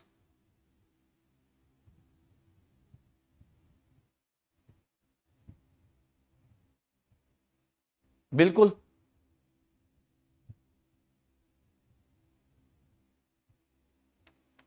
सबको अच्छा लगा? ठीक है, अब बस क्या करना मालूम, आपको अगर सच में अच्छा लगा तो आप सेशन को शेयर कर दीजिएगा। अगर आपको अच्छा लगा तो आप कमेंट्स कीजिएगा। आपको सच में लगा, हो सकता है आप अभी मैं आपके कमेंट्स का रिप्लाई नहीं कर पा रहा, लेकिन आप इस वीडियो के कमेंट्स में जाके बताइएगा कि आपको यह समझ आया कि सर लीनियर इक्वेशंस का मतलब क्या होता है, linear equation in two variables with simultaneous two equations क्या होता है। हम जब पढ़ते हैं सर अपने इंजीनियरिंग मैथ्स तो सर यही पढ़ते हैं डायरेक्ट, इसलिए मैट्रिक्स बनाते 3x3 का, क्योंकि हम पढ़ते ही है। और वो हम नहीं पढ़ते जो हम 10th में पढ़ चुके हैं, जबकि गेट वाला वो भी पूछता है, ये तो खूब पूछता है लेकिन गेट वाला वो भी पूछता है। गेट वाला बोलने से कंफ्यूज मत हो जाना, ठीक है, गेट एग्जाम की बात कर रहा हूं। ओके, आई होप आपको क्लियर। तो अब हम अपनी स्टोरी चालू करेंगे मैट्रिक्स की। तो आप और मैं आपको ना अच्छा पीडीएफ कहां मिलेगा, पीडीएफ कहां मिलेगा, अपन दे देंगे, क्यों पीडीएफ भी दे देंगे, अपने को तो कोई इशू ही नहीं है, डर मतलब आप मैं तो सब प्रोवाइड कर दूंगा, तो हम कमेंट सेक्शन में दे देंगे आपको, पीडीएफ भी दे देंगे कमेंट सेक्शन में। अब तो किसी बात का कुछ है ही नहीं यार, पीडीएफ भी दे दूंगा मैं आपको डीपीपी वगैरह भी प्रोवाइड करूंगा। आपको किसी की जरूरत नहीं पड़ेगी, किसी की डीपीपी, किसी के क्वेश्चन, कुछ जरूरत नहीं पड़ेगी। Engineering mathematics bye Umesh Dhande जो कॉपी में लिखे हो, इस कॉपी को और जो मैं आपको डीपीपी प्रोवाइड करूंगा उसको सब रखना। ओके चलो, ये पीडीएफ आपको कमेंट सेक्शन में मिल जाएगा। आई होप आप कमेंट सेक्शन में जाके कमेंट्स करेंगे कि आपको कैसा लगा, ठीक है, कमेंट सेक्शन में जाके कमेंट्स करेंगे आप। तो सेशन को एंड करते हैं अपन। कल मैं मिलता हूं जितने लोग भी इलेक्ट्रॉनिक्स, इलेक्ट्रिकल और इंस्ट्रूमेंटेशन वाले लोग हैं, signal system episode number 7, episode number 7 में मिलूंगा मैं। और मैं एक्सपेक्ट करता हूं कि एपिसोड नंबर 6 तक आप देख चुके होंगे, और एपिसोड नंबर 7 में कल रात को 7 बजे मैं आपसे मिलूंगा। अच्छा लगा मेरे को तो बहुत अच्छा लगा।